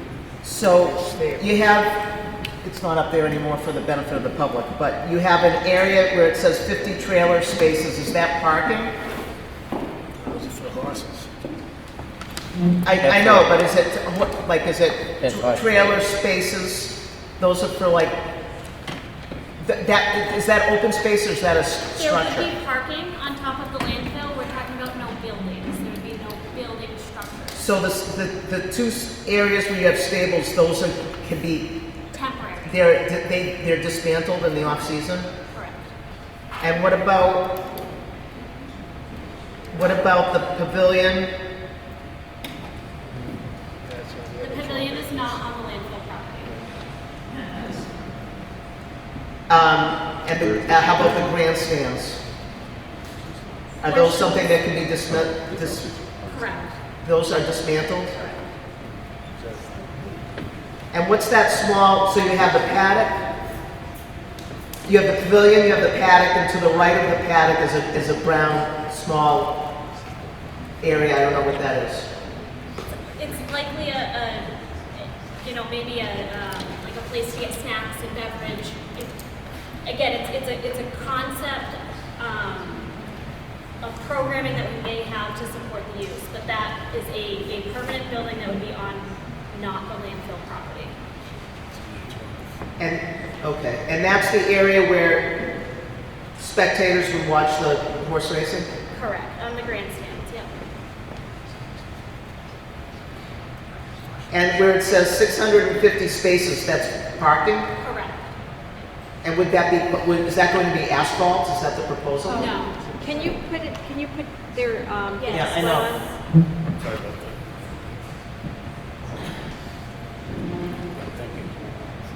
Projectors are not my specialty. I did push the power button. I don't know what else to do. There it is. Okay. It's going to take a minute to warm up. Burnt the ball. I did push it. There it is. It's getting bright. Can you make it with the fire? It seems better. Does anyone need me to repeat any of my questions now that you see it? Or can you remember? I'm just asking about Point of clarification. Building. Is any of this? You've got to say your name for the record. Oh, Barbara Kellogg, 96 Road. Is any of this in the overlay proposal in front of you? This is all totally separate. I know what you're, and that's the point that I'm trying to get at. I realize this is not the project, this is the overlay, this is a petition to create an overlay district, but they've also presented us with some sort of proposal, and so I'd like to ask some questions about it, if that's your concern. I'm not asking these questions, I don't want anyone to make the assumption I'm asking these questions that I have an opinion that this is going to be. I don't want to know, I just want to know what. No, I don't need it at all. Okay, let's not, That we're not going to go back and none forth. of this, that the overlay, if you approve it, has nothing to do with what they're saying. They or someone else could come in and do something. Exactly, but they're coming in with something now, so that's what I'd like to know. Yeah, go ahead. And what about, and I'm also asking, the 550, where it says plus or minus 50 spaces, that's also parking? Correct. That could be a potential location for trailer parking as the horses come in on trailers. And did you have 650 parking spaces within the oval? Correct. Yeah. So will that be asphalt, or will that be We're impervious? anticipating it would be grass. Grass, okay. But again, open to discussion if the city has a different preference. Either way, underneath of this would be, it's an impermeable liner. Okay, so. Okay, I have some questions. Has the city done a cost analysis on this to find out what our public safety costs are going to be down the road? Police, fire, cruisers, fire trucks. This is going to add some major events, and we have to be prepared for that. And I don't know if there's been a real cost analysis done, so is it worth $1 million? I don't know, it could be more. I have some issues with the finish line being right on Mechanic Street. I mean, I'm looking at that saying Mechanic Street, that is right in people's front yards. So that's a problem. And I also have a problem with one access in and out. Because you got a lot of traffic coming there, and you got a lot of trailers coming in and out. So you may have enough parking spaces, but I think the access could become a real problem. And I think we don't want to be pushing this traffic onto Mechanic Street. So those are some of the early things I see. And we'll go from there. Anybody else? I don't know if I can address some of this. Yes. I know we only have one mic, I apologize.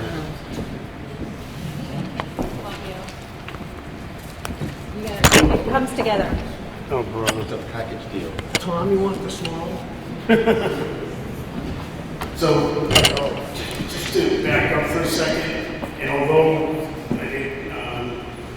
vice chair was pointing out, and the chair, the member Tony, this is a concept proposal just to give you an idea of what could be done, but very kind of schematic in nature. And that's why when I was speaking, I said the final use of this, obviously, it necessarily will involve many other approvals, several in front of this board. And one of those would be site plan approval. And I would suggest that the applicant was willing to convert the requested proposal from an as-right use to something that would be allowed by virtue of a special permit consideration by this or another board, special permitting authority. And during that approval process, that's when all the specifics, the actual operations, the actual lighting, the actual parking, everything gets dealt with, and it gets dealt with generally in a negotiated and very transparent way. So this is what's shown on there tonight is just basically a rough proposal showing the different parcels, which some are outside of the landfill, some are the landfill itself. But if this was to advance to the stage of discussion where a permit could be considered to actually build it, then in addition to all the environmental controls that are being put in by the state agencies and the local agencies, this board or other boards could permit it, it could condition it, and fine-tune, when I'm saying fine-tune, have the types of conditions or parameters or anything else that's typically associated with a final building special permit that would be involved in another board. But this is the concern that I have. And maybe you can, maybe you or someone, a member of the board can educate me or refresh my memory. Whenever we've had zoning amendments that had to do with like overlay districts or adding something like, it was marijuana, adult entertainment, solar, it was as a result of either the passage of the marijuana law, so we had to include that. It was a general interest in solar panels. We were required, or we needed to include adult entertainment so that it was in a specific area in the city of Leominster and not placed anywhere. What's happening here is you're asking for us to recommend to the city council a petition to amend a zoning ordinance for one particular person or one particular petitioner or a party in a particular area. And that's what I'm struggling with, because it's certainly not spot zoning, but it's like spot something. And that's what concerns me. So when you give me this, I mean, it's just for this one area. It's not like we had to add an adult entertainment zoning amendment. We had to add a medical marijuana, or not medical, a marijuana distribution amendment to it, because the state called upon us for doing. You're calling upon us to make a change for a particular people, and that's what I'm struggling with. And I guess that's what I'm trying to get educated on. Because honestly, if that's what you're looking for, I think I need to know exactly what you're putting in. I need to know the traffic study. I need to know what happens when you build something on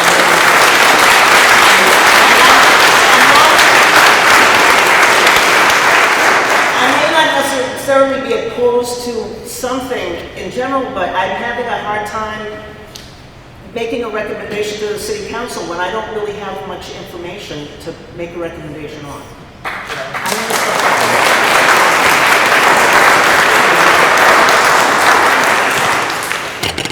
Even from the conception, you're showing mechanic street, potential street town improvements.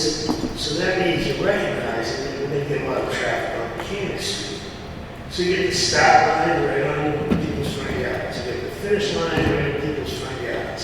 You get the start of the race right on people's front yards. And I know this neighborhood is good. I'm a lifelong resident. this neighborhood has developed over the years, and it's a nice little neighborhood in here. And,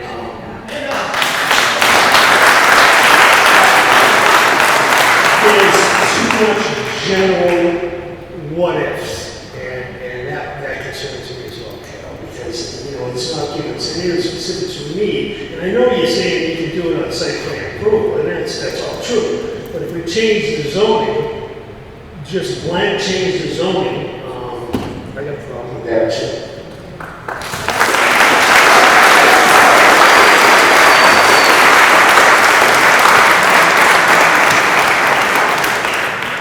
Any other members have any comments?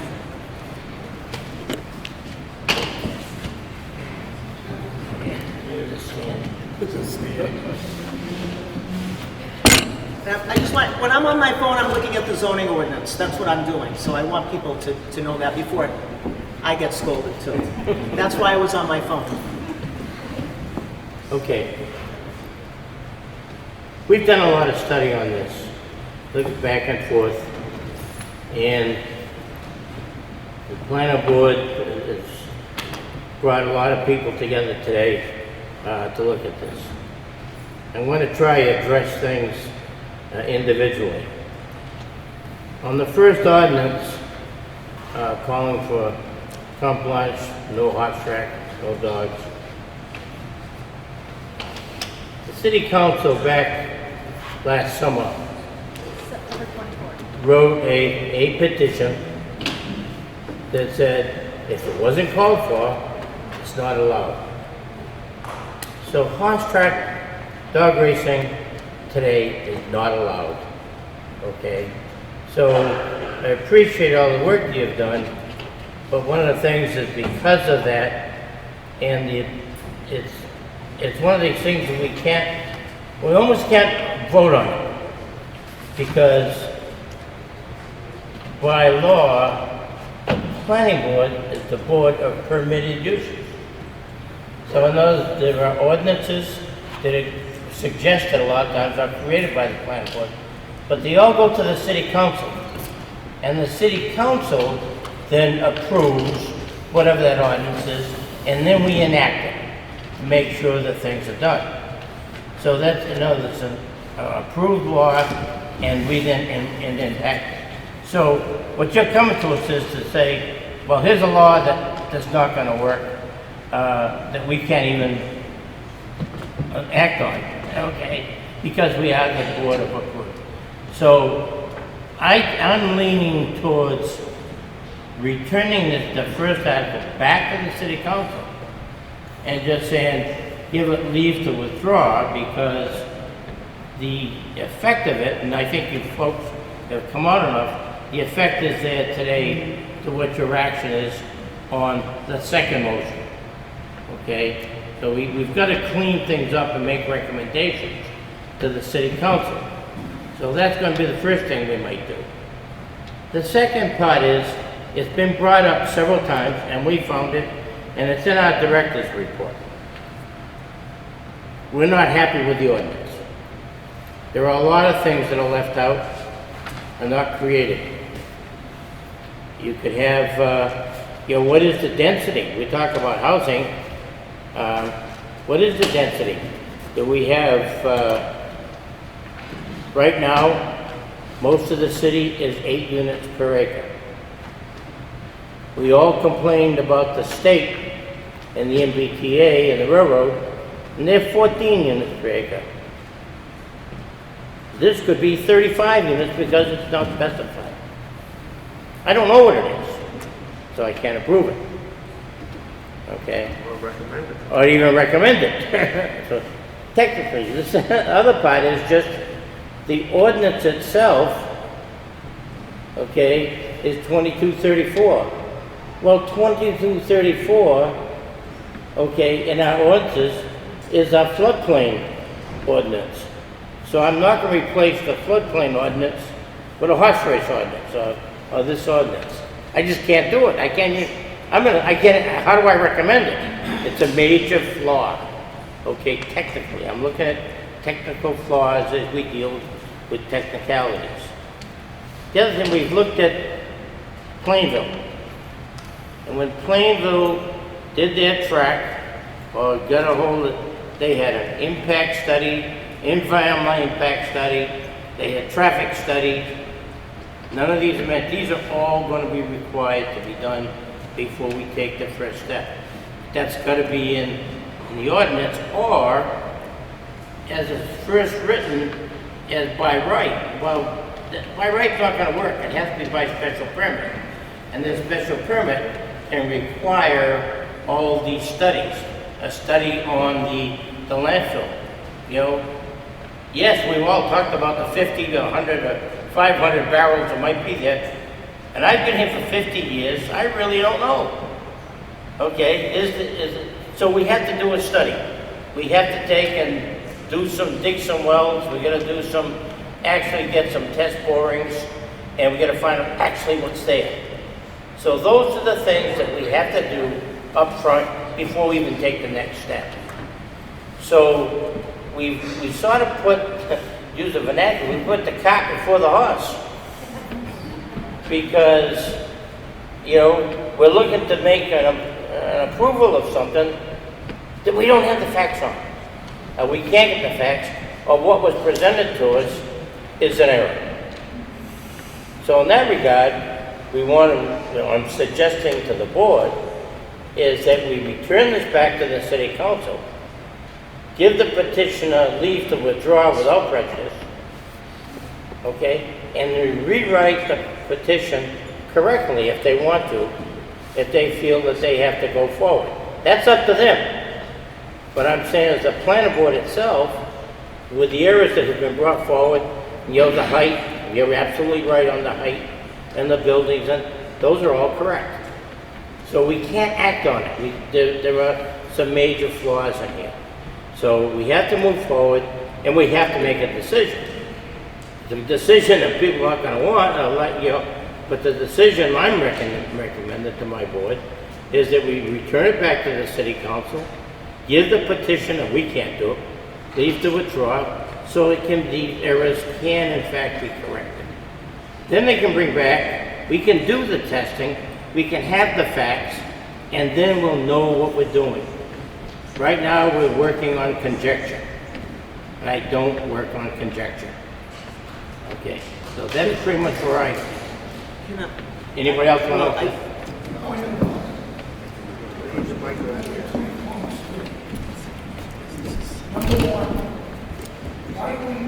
You have to identify. Yes, you have to identify You have yourself. to come to the mic and say your name and your address. Well, we'll bring it to you. I'll come over to you.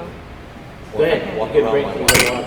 No, you don't need that. You don't need that. Oh, you don't need that. No, Elizabeth, you don't need that.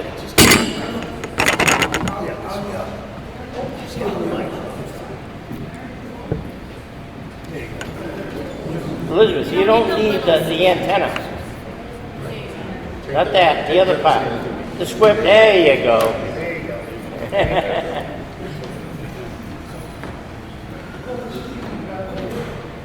Point of order is Your name? Albert Session. I'm not a resident of Leominster. Put your up to your mouth. I'm not a resident of Leominster.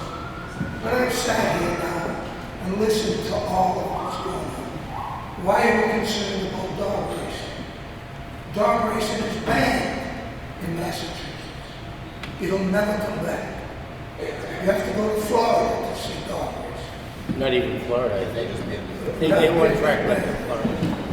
Number two, somebody says about people drinking. You got a tavern right down on the street there. You got a tavern. Somebody who's going to drink will drink either in the track or in the tavern. It does not matter. It just doesn't matter. I'm not here to tell you how to vote. Believe me, I'm not. I think you're smart enough to do what you have to do for the best of the people. But I've listened to people here, and I hate to say this, they don't know what they're talking about when they come to horses. And there's only 6 days of horse racing we're asking for. That's it. So, them are my 3 points. Thank you. Okay. Mr. Whitney? I just wanted to clarify something. My name is John. I just wanted to clarify something. We could have came in without any of the pictures on here, we just had the 2 properties. But everybody's been talking about transparency since day one. They only show up here for just the properties that had to do with the zoning overlay district, and that's why we showed things on it. But it's just part of the conceptual plan. It could have changed 100%, but I didn't want to come in here with a plan that was totally different than everybody says you're trying to make something. That's the only reason that any of this is even shown on here. I just wanted to Jimmy, we understand it's a conceptual, but there's too many ifs right now. You got to understand our point. There's too many ifs, and this layout, you're asking, what do we think? I think we got problems with a lot of stuff with this layout. At site plan. Right, I didn't want to, I wasn't asking you to look at anything or make a decision on it. Yeah.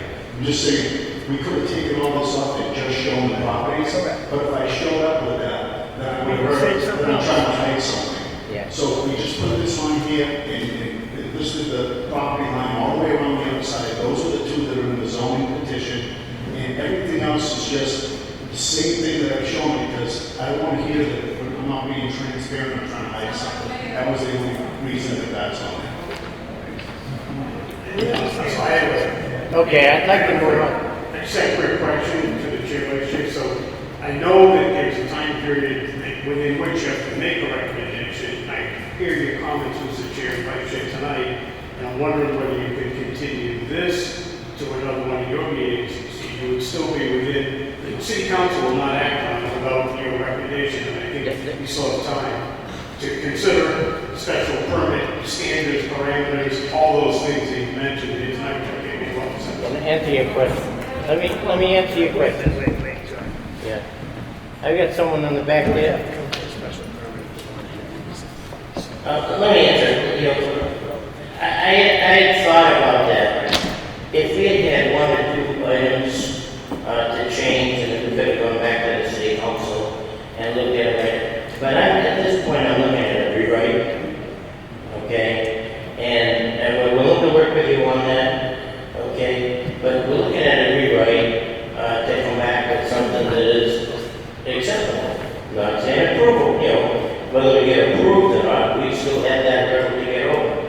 But at the same time, if we get the right facts, we know exactly what we're getting for gases out of there.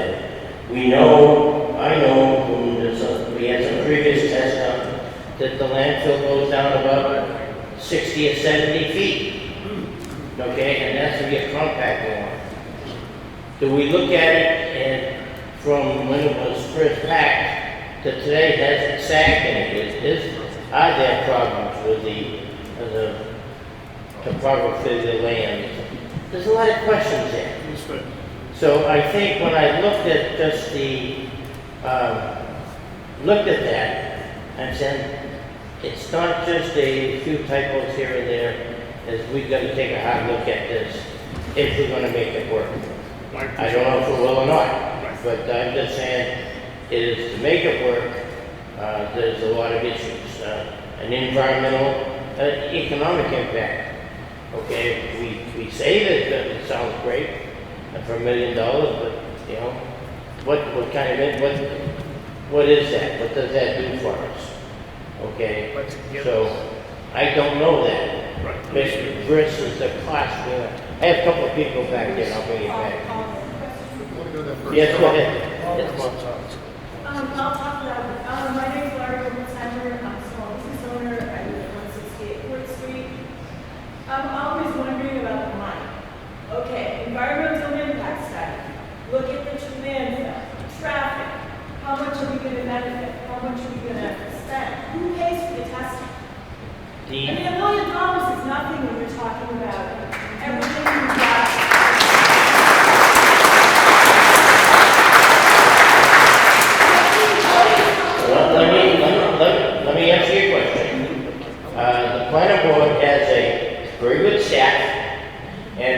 doing all of these studies, they will they will come up with a outline of what we require and what we're looking for.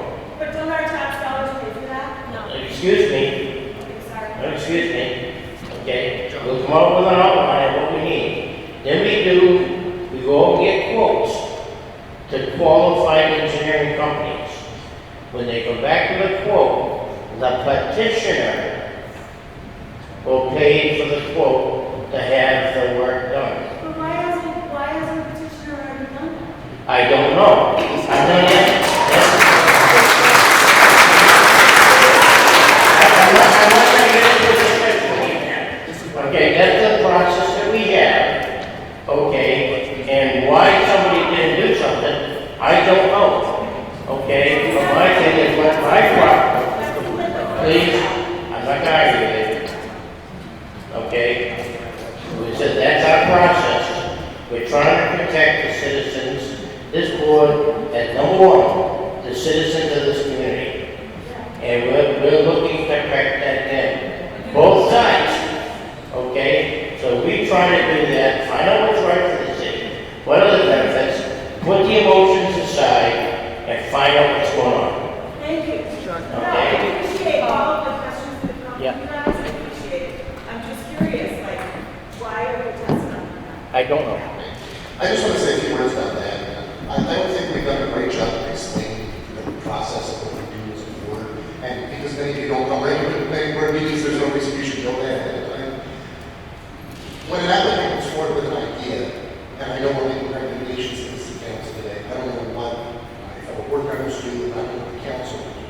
But if there is a positive recommendation from the city council, they decide that the applicant can go forward with the process. As they said, it's a long process from here. It's not that they take this design and that's what happens. And in every project that I've been involved in, I've been involved for more than 10 years now, we listen to the abutters and we try and put conditions in place and do whatever we can to protect those people who are impacted by any development, controversial or not, small or big, whatever it is.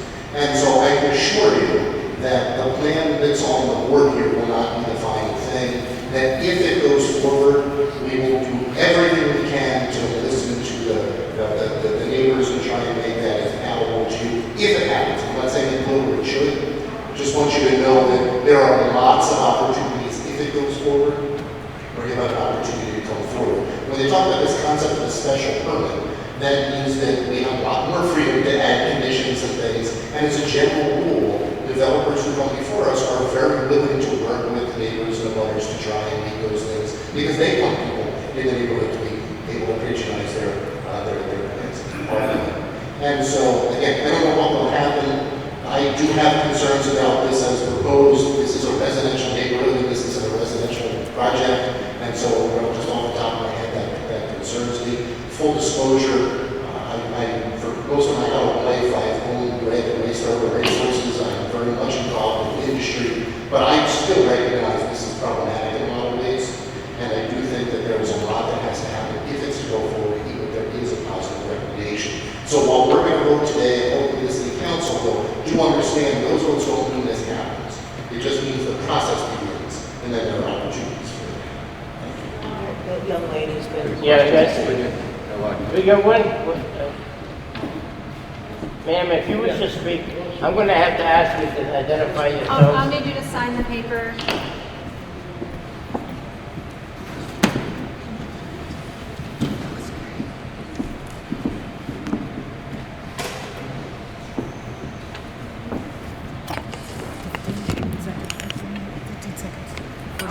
I'll wait, it's 2 minutes.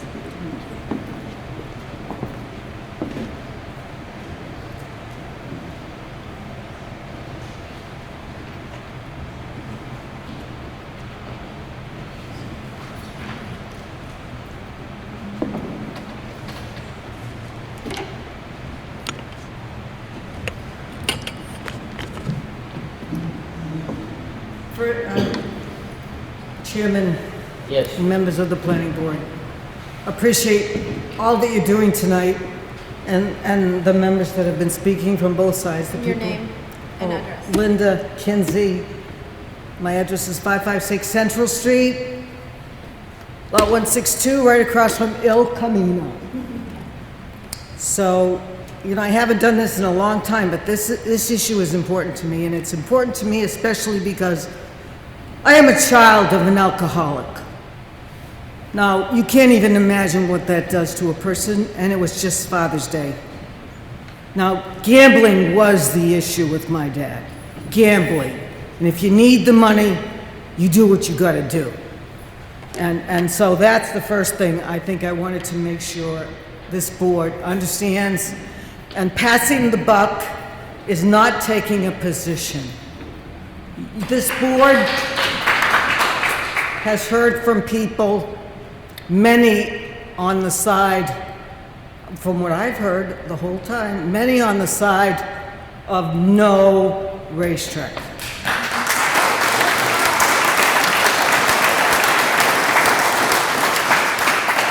The people who want it have been talking, and yes, that nice gentleman talked too about how he supports it.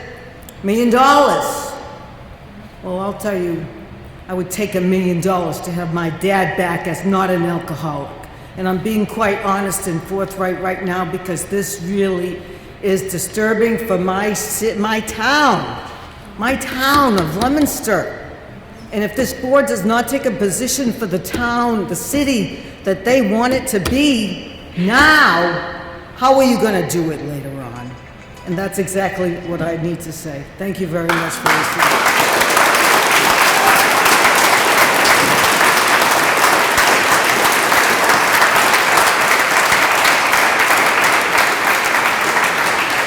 I have a question for the chair.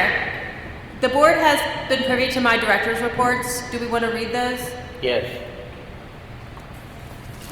All right, I have to say I'm neutral in all this. I don't take a side. I just process information and get it to the board and get it to the public.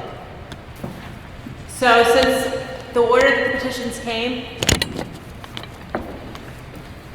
the first one was 4125. So my first report is for that. And I'll say, I'm just going to read it. It's dated June 9th. This petition clearly aims to prohibit all horse and dog racing and any associate betting or wagering anywhere within the city. By adding a definition of racetrack and then amending the table of uses to "and not allowed" for every column, passage of the amendment would make the ordinance clear in prohibiting the use. Per the April 16th legal opinion from attorney Amy Quessel, it is legal to make this proposed amendment and prohibit the use in all districts. Per the May 19th legal opinion from attorney Brian Riley, it is legally valid for a specific use to be prohibited in all zoning districts. Attorney Riley also stated that this use is currently prohibited because any use not listed in the underlying district's table of uses and/or the overlay district table of uses is hereby prohibited. This regulation went into effect September 24th, 2024. Please note that dog racing, live racing, or any form of betting or wagering on the speed or ability of dogs has been prohibited in Massachusetts effective January 1st, 2010. A reminder that the planning board is the board of permitted uses. Please be apprised that the authority of the planning board is to oversee and administer the City of Leominster zoning ordinance and also subdivision regulations. The board will act only on these authorities as outlined in the city charter and no other matters of city business. The planning board will listen to public comment on June 16th meeting and hear citizen sentiment as to why this petition should be supported or denied. The board also has the option to make no recommendation for the petition. Per Massachusetts state law, if the planning board fails to submit a report or recommendation to city council, or 21 days after the hearing without such a report, the city council can still act on the proposed ordinance. So that's for the first petition. And then my report on the second petition is as follows. I basically summarized what I saw in the petition. This petition seeks to create a new overlay district in the zoning map titled Fairgrounds Overlay District, FGO. The request is not only to amend the zoning map, but to also add language into the zoning ordinance in a new section 2234 that spells out a provision for the proposed FGO. The proposal lists allowed use by right, which include horse racing. Definitions, including the definition of horse racing and sports bar, are provided. Per the proposal, a special permit is not required for horse racing. Dimensional regulations are spelled out. Parking regulations are provided. The proposed amendment seeks to amend the overlay district table of uses by listing horse racing as a use allowed with a site plan approval by the planning board. The amendment also seeks to amend the dimensional requirements in the zoning ordinance by proposing a 5,000 square foot minimum as the lot area, no maximum or impervious surface, no minimum lot frontage or width, 20-foot side, front, and rear setbacks. Per the May 19th, this is a little reiteration of what I said before. Per the May 19th, 2025 legal opinion, Brian Riley, horse racing is a use that is currently prohibited because any use is not listed in the underlying table of uses in the overlay district table of uses is hereby prohibited. The regulations went into effect September 24th, 2024. The proposed amendment addresses this, making horse racing allowed in the FGO district. A horse racing track would bring in revenue for the city and create jobs. A racetrack would provide a form of recreation and bring in tourism dollars. A fiscal impact analysis could determine a more specified outcome for the city. Some general comments on the ordinance. I was out on maternity leave recently. I'm back. I feel welcomed. There was an interim director, Mike O'Hara, and he suggested that horse racing use might be permitted in Leominster by special permit from the city council. This is similar to what is required for the adult entertainment use in the commercial district. The petitioner is also recommended, and I know the chairman alluded to this, that we should check the numbering in the petition. The proposal in the petition to add new section 2234 is a floodplain district. If we replace that, we're in trouble with the feds, which we don't want to go there. So the numbering has to be corrected. The proposed section 2234.4.1 states that landscape buffers are required from retaining walls.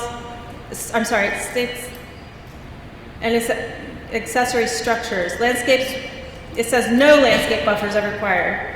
Landscape buffers should be included as part of this ordinance to mitigate impacts on abutting properties. What is the proposed density for the apartment or multifamily dwelling uses? We need a proposed density.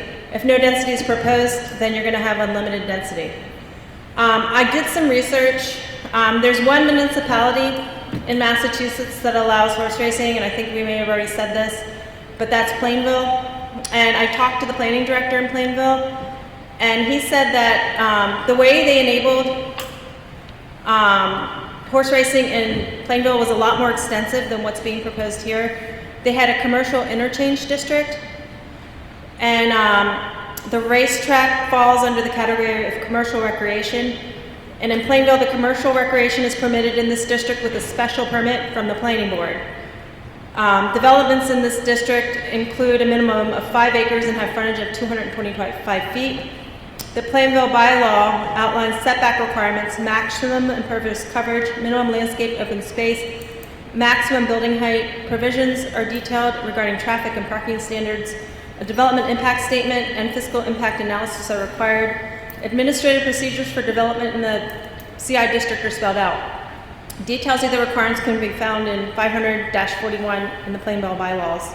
The racetrack in Plainville opened in March 17, 1999. In order for Leominster to allow a racetrack, we would need to amend it with similar provisions. Currently, no provisions exist. The planning board, and then just basically we're going to listen to the public comment, and the same thing about the planning board can make no recommendation if they choose, and that takes 21 days to pass after hearing for the planning board to be able to act, or for the city council to be able to act. And that concludes my report.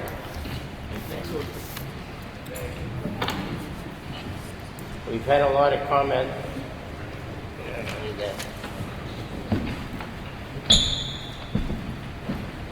I've gotten to the point where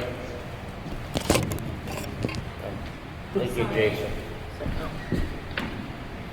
And so they can hear me. Most people don't want to hear me.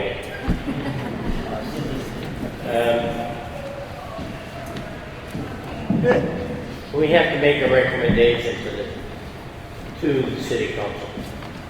Okay. Can I ask a couple questions? Yeah, sure. And this is discussion for the board. Just, I appreciate that everyone is staying so late past their supper time. So just just to circle back to what's in front of us. We're not voting on either of these passing tonight.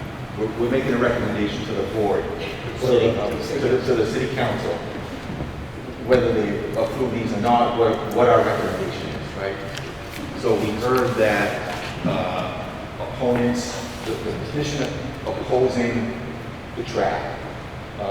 The fact that there's no wording in our regulations now means that it's not allowed. So we don't have to offer a recommendation, technically, right? And it wouldn't be elected. So us not supporting this doesn't mean that it's good, that we're in favor.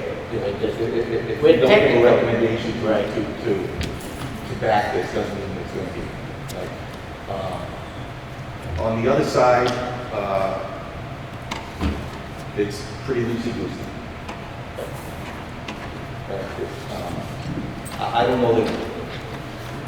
I know it sounds political. You know, the easy out is to punt this to the city council with no recommendation either way. But this is a tough ask for us to give a recommendation on either of these. Well, let's put it this way. As it sits today, I could not approve it. Okay? I recommend approval because it's just the paperwork, what was presented to us is inaccurate. And there are just too many questions to be answered. And we don't have the facility to answer the questions. And I'm talking about the plans, the studies that have to be done. We don't have a way of getting that done. Our opportunity. What we're looking for, one way there's pros and cons and there's opportunities. And there may be an opportunity. I don't know if there is or not. Okay? But I don't want to completely close the door. So going back to saying, on the first part, we really don't make a recommendation. On the second one, go back to the city council. There may be something there, but I don't know. City council may look at it themselves and said, the planning board looked at all of this paperwork, what was presented. Okay, they could not make a recommendation because they had insufficient. I don't have all the answers. So I don't have the answers. I don't have all the questions either. I can't really make a recommendation. What I can make a recommendation to the city council is a track that they can take to get that information so that we can make an intelligent. So when it comes down to if it gets rejected, that they're rejecting it for cause, not just hearsay. I have the facts. The traffic, we all say it's going to be nasty. When we do the traffic study, we find out it will be nasty. We say there's going to be possibility of gas. If we do the test, yeah, there is gas. So we're dealing with finite things so it lasts for years. So that's where I'm trying to go to. I'm trying to be able to get an intelligent decision. And I only can do that referring this back to the city. Yeah? And the one thing that I think is really necessary is the cost analysis. The city comes to get a cost analysis on what's this going to cost down the road. Not when you get $1 million for this, or you get revenue for this. You need to do a cost analysis. John, we still have a regular meeting to go in, but I don't know if the either petitioner wants to have a final say before other ones. Yes, because then we're supposed to have one. Either one, I'm going to close this hearing, and either one of the petitioners want to have one last word to say. I think they both do. Okay.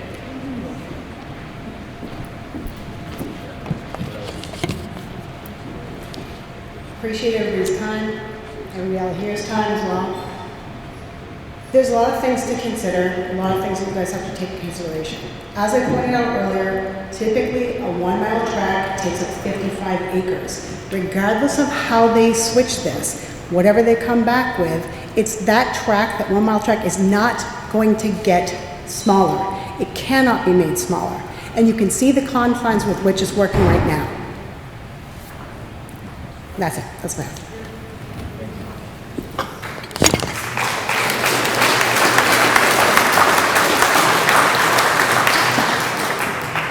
Jim, you guys have something?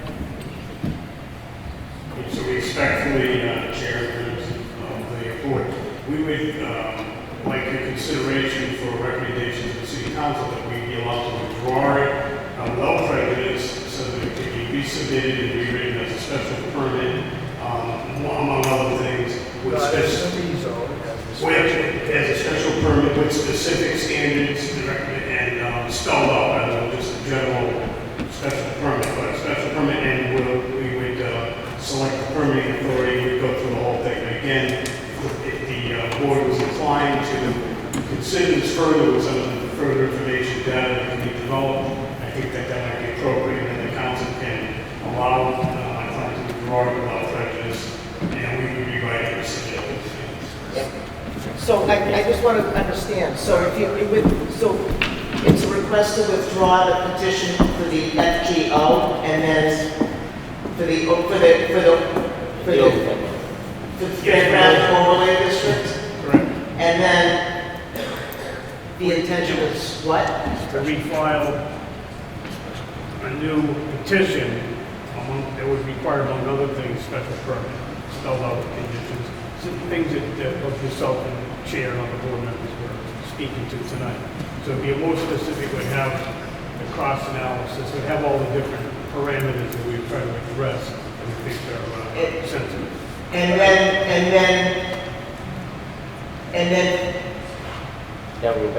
file, and then refile that same petition. Well, we refile this petition. Right, we would, right. Still calling it a Fairgrounds Overlay? Well, let me ask you this, in terms of amending the zoning ordinance to, yes, for this use to be allowed. I just want to understand, I just want to understand what the intention is, that's all. So the use is not allowed today, so we would need a change in the zone. Okay. So if he withdraws tonight, what is required of us? Do we need a motion to let him withdraw? Yeah. Or we do nothing? No, with this request, our recommendation is to the city council to accept his motion, the request to withdraw. Okay, so that would be our motion, our recommendation to the city council. But we also can add other things like the director's reports, okay, and the other report. You can add anything, because they're withdrawing. Yeah, they're withdrawing. We'll work that out when we Yeah. the cost analysis should be done by the city council, not by you guys. No, yes. I think we'll be paid. Get a motion to close the hearing. All right, we have to do them one at a time. For the first hearing, for council petition 4121. I have a motion made and second to close 2125. Do I have any discussion? Hearing none, all in favor say aye. Made by Paul, seconded by Bill. Me. What's that? Second. Motion made, second, Jason, second. All in favor say aye. Opposed say no. Motion carries. So, first, petition 4725, I move that the petitioner be allowed to withdraw that without prejudice to refile. No, first we gotta close it. No, I don't know how can we close a hearing that you're asking that be withdrawn? It goes, we can't withdraw it. City council. So we recommend. So I recommend is to accept their motion to withdraw. Without. That was the motion. That would be the motion. Well, we do that in the second part. First, we gotta close that here.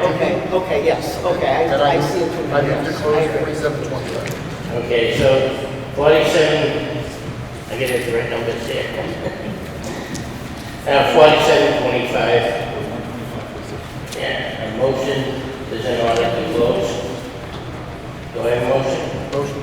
Motion made, Paul, seconded by? Second. Jason, any discussion? Hearing none, call for the vote. All in favor, say aye. Opposed, say no. Motion carries. On to the regular agenda.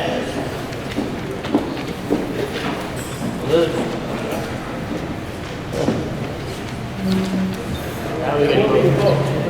Call to order. Okay. Motion called to order. Patrick Perla. Here. Paul Weiser. Saul Chaconi. Here. Carol Vittorioso. Here. Jason Parre. Here. Steve Collier. Here. John Souza. Here. Okay, minutes of previous meetings. Done. Plan submitted. 591 and 603 North Main Street. Site plan map 206, lot 17 and 18. Layout of parking spaces. So we're going to have a vote in a minute. Okay. And I'll sit Yeah, okay, this is going to be scheduled. What's your schedule on this? July 21st, you have. We're going to vote on it in a few minutes, folks. Go ahead. July 21st, we have something at 6:50, so you can do something at 7. So moved. Second. Motion made and second to put this on 591 603 North Main Street. Okay, on July 22nd? July 21st. July 21st. Any discussion? All in favor, say aye. Aye. All say no, motion carries. On old business. City Council petition 4125. Do I have $30? Motion to waive the reading? Yes. Motion yea, opposed, motion carries. 4125, motion would be in order to recommend that City Council that we can leave to withdraw as the... I'll make the motion. I'll make the motion to, that we recommend in denial of the petition for the reason that it's not necessary and superfluous because it is not horse racing and dog racing. Dog racing by state and horse racing is not allowed because it's not part of the current ordinance. I have a motion made and seconded. Any further discussion? Here none, I'll call for the vote. All in favor, say aye. Opposed, say no. Motion carries. Motion to recommend denial because it's not necessary. Yeah. City Council petition 4725. Carol and Jason. Oh, God. So I'm making a motion on petition 4125. My motion is to recommend denial to this, a negative recommendation to the City Council for the reason that horse racing is already prohibited in the City of Leominster because it is not part of the table of uses, and also because the city, dog racing is already banned, and because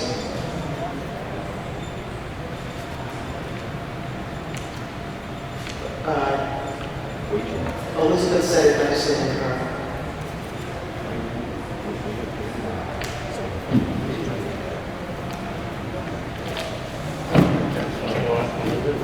You want 25? Yeah.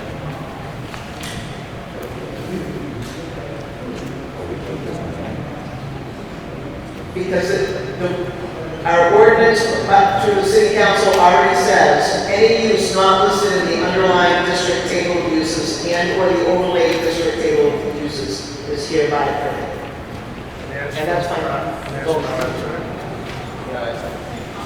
have a motion made and seconded on that. Any further discussion? All in favor, say aye. Aye. All say no. On the second petition. It's an 4625. I move to allow the petitioner to withdraw the petition without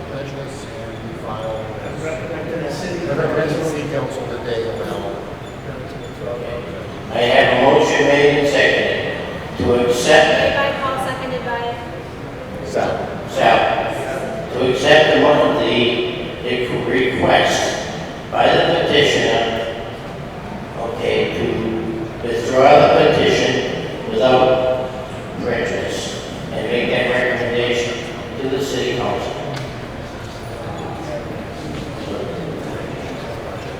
Motion made and seconded. Who's making the motion? Paul made it. Bart. And Sal seconded it. Okay, motion made and seconded. All in favor, say aye. Aye. Opposed, say no. Motion carries. Communications. Communications. To the Regional Commission. Representative Boyd recommend Dean Valley 519.5 representative for July 1st to 2025 to June 30th, 2026. Yeah, second reading. And the and 6.2, Massachusetts Joint Transportation Committee, Representative Boyd nominated Elizabeth Wood 519.25 for representation for July 1st, 2025 to June 30th, 2025. Second reading and second and final reading. Planning Board Development Director's report. Nothing on the marker. No report. Sal, motion. Motion to adjourn. Second. Motion made and seconded, adjourned. Thank you. All in favor, say aye. Opposed, say no. Motion